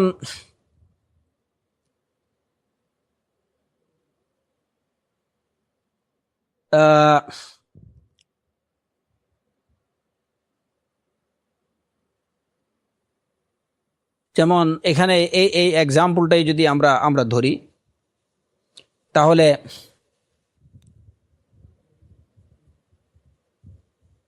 আমরা এই এক্সাম্পলটাই ধরতে পারি যে যখন একজন ফাল্লাহকে, একজন ফার্মারকে যখন কাফের বলা হলো, তখন যে কারণটা আমরা নির্ণয় করলাম, সেই কারণটা বাধ্য করছে যেন আমরা কোনোভাবেই এটার প্রকৃত অর্থ গ্রহণ না করি। আচ্ছা, এখন দেখা গেল যে এই লোকটা সে সেহরে বিশ্বাসী। এই লোকটা বিশ্বাস করে যে সে আল্লাহ ব্যতীত অন্য কাউকে অন্য কেউ তাকে উপকার করার বা অপকার করার ক্ষমতা রাখে। এই লোকটা বিশ্বাস করে যে আউলিয়ারা বা সালেহিনরা তারাও জগৎ পরিচালনার ক্ষেত্রে তাদেরও হাত আছে, এরকম বিশ্বাস করে। যদিও লোকটা নিজেকে মুমিন বলে দাবি করে, কিন্তু এর সাথে সাথে সে এই বিষয়গুলো বিশ্বাস করে। তাহলে এখন দেখা গেল কি, যে আপনি যে কারণটাকে নির্ণয় করে আপনি কাফিরের প্রকৃত বাহ্যিক অর্থটাকে বাদ দিয়ে আপনি একটা ভিন্ন রূপক অর্থ গ্রহণ করছিলেন, সেই রূপকর্তা অর্থটা গ্রহণের পিছনে এখানে অন্তরায় হয়ে যাচ্ছে বাস্তবতা, যে এই লোকটা তো প্রকৃত অর্থেই সে কি, এই যে আকীদাগুলো পোষণ করছে বা তার মধ্যে যে কারণগুলো বিদ্যমান আছে, সেই কারণগুলো তাকে প্রকৃত অর্থেই কাফের বলা যায়। এই ক্ষেত্রে আপনি মজাজি অর্থ গ্রহণ করতে পারবেন না। কারণটা হতে হবে একদম নিষ্কলুষ, নিরেট, যে কারণটা আপনাকে মজাজি অর্থ গ্রহণ করতে বাধ্য করছে, এটা প্রকৃত অর্থ গ্রহণ করতে আপনাকে বারণ করছে। যদি এরকম কারণ হয়, তাহলে এখানে আপনি যে লোকের মধ্যে কুফরের সুস্পষ্ট আলামত বিদ্যমান, শিরকের সুস্পষ্ট আলামত বিদ্যমান, তার ক্ষেত্রে আপনি কাফির বলে রূপক অর্থ গ্রহণ করবেন কেন? কোনো কারণ নেই। আচ্ছা, চতুর্থ যে বিষয়টা সেটা হচ্ছে যে যেমন আপনি যেখানে সুস্পষ্ট করে সব কিছু বলার প্রয়োজন, সেই জায়গাতে স্পিকার তিনি বলে দিবেন যে আমি এটার বাহ্যিক অর্থ বা প্রকৃত অর্থ আমি এটা মিন করিনি, আমি এটা রূপক অর্থই আপনাদেরকে বলছি। হ্যাঁ, যেমন একজন লোক বলল যে বাংলাদেশের জনগণ এরা তো রয়্যাল বেঙ্গল টাইগার।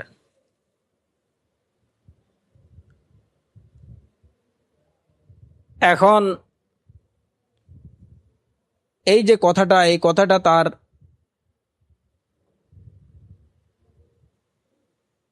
কথার দ্বারা কিংবা এই যে তার উপস্থাপনা, প্রেজেন্টেশন, কিংবা তার বডি ল্যাঙ্গুয়েজ, কিংবা তার ভাষণের আগ পিছ বিষয়টা স্পষ্ট করে দিচ্ছে যে এখানে রয়্যাল বেঙ্গল টাইগার বলতে কি বাংলাদেশের লোকরা সুন্দরবনে থাকে বা ওই বাঘ সিংহের মতো না। হয়তো তাদের সাহস, তাদের বীরত্ব, তাদের মানসিক মনোভাব, তারপরে তাদের মধ্যে দাঙ্গা হাঙ্গামার মনোভাব, মারামারির মনোভাব, এই যা কিছু আছে সব মিলিয়ে এরা একটা হিংস্র জানোয়ারের মতো। রয়্যাল বেঙ্গল টাইগার, হয়তো বিষয়টাকে একটু সুন্দরভাবে উপস্থাপন করা হলো। তো এইটা মুতাকাল্লিম যিনি বলছেন, তিনি কিন্তু এখানে মানে একদম যে এরা একদম মানে তাদের বাঘের মতো লেজ আছে কিংবা বাঘের মতো তাদের চামড়া, এরা সুন্দরবনে থাকে, যে প্রকৃত অর্থেই বাঘ এটা মিন করে নেই, এই বিষয়টা সুস্পষ্ট। সুতরাং স্পিকারের কথার দ্বারা যদি এই বিষয়টা স্পষ্ট হয়ে যায় যে আমি এখানে প্রকৃত বাহ্যিক অর্থটা মিন করছি না, তাহলে সেক্ষেত্রে মাজাজি অর্থ গ্রহণ করা যেতে পারে। তো এই চারটা ক্ষেত্রেই কিন্তু মাজাজি বা রূপক অর্থ নেওয়া যায়। এছাড়া কোনোভাবেই কোনো শব্দের, সেটা আল্লাহ সুবহানাহু ওয়া তাআলার সিফাত সম্পর্কিত কোনো শব্দ হোক কিংবা এমনিতেই যে কোনো শব্দ হোক, সেটাকে তার বাহ্যিক অর্থ বাদ দিয়ে ভিন্ন অর্থে গ্রহণ করতে হলে এই চারটা বিষয় তার মধ্যে একই সাথে পেতে হবে। তো মুআউইলা সম্প্রদায় যারা আল্লাহ সুবহানাহু ওয়া তাআলার এই যে সিফাতগুলোকে তারা তাবিল করে বাহ্যিক অর্থটাকে বাদ দেয়, এই যে আমরা যেটা বললাম যে তারা একটা বাহানা কায়েম করে যে আমরা যদি বাহ্যিক অর্থ মেনে নেই তাহলে এটা মানুষের সাথে তুলনা করা হচ্ছে, মখলুকের সাথে তুলনা হয়ে যাবে আল্লাহর, আর আমরা এটাকে বাদ দিতেও পারছি না কারণ এগুলো কোরআন এবং সুন্নাতে বর্ণিত আছে। এই কারণে আমরা একটা তৃতীয় পথ অবলম্বন করলাম, সেটা হচ্ছে তাউইলের। তা আমাদের কথা হলো যে তুমি তাউইলের পথ অবলম্বন করতে হলে তোমাকে তোমার মধ্যে এই চারটা বিষয় একসাথে পেতে হবে। কেন তুমি তাউইলের পথ গ্রহণ করলা, অবলম্বন করলা? যদি এই চারটা কারণ পাওয়া যায় তাহলে সেক্ষেত্রে ভিন্ন অর্থ গ্রহণ করা যেতে পারে, নতুবা কোনো অবস্থাতেই শব্দের বাহ্যিক অর্থ বাদ দিয়ে তাকে রূপক অর্থে কিংবা ভিন্ন অর্থে নেওয়া যাবে না। এই হলো আসলে ওই যে সিফাতের বিষয় একটা বিশেষ মূলনীতি। এই বিষয়গুলো যদি আমরা স্মরণ রাখতে পারি তাহলে ইনশাআল্লাহ আশা করি যে আল্লাহ সুবহানাহু ওয়া তাআলার আসমা এবং সিফাত সম্পর্কিত বিভিন্ন ধরনের বিভ্রান্তি থেকে এবং আহলুল বাতিলদের উত্থাপিত বিভিন্ন সংশয় এবং প্রশ্নের জবাব দিতে আমরা সক্ষম হব এবং সব ধরনের বিভ্রান্তি থেকে আমরা বেঁচে থাকতে পারবো। আল্লাহ সুবহানাহু ওয়া তাআলা আমাদেরকে সেই তৌফিক দান করুন। ওয়া আখিরু দাওয়ানা আনিল হামদুলিল্লাহি রাব্বিল আলামিন ওয়া সাল্লাল্লাহু আলা নাবিয়িনা মুহাম্মদ ওয়া আলা আলিহি ওয়া সাহবিহি আজমাইন। নাম বারাকাল্লাহু ফিকুম। খায়রান ফি আমানিল্লাহ। আসসালামু আলাইকুম ওয়া রাহমাতুল্লাহি ওয়া বারাকাতুহু। আলাইকুম আসসালাম ওয়া রাহমাতুল্লাহি ওয়া বারাকাতুহু।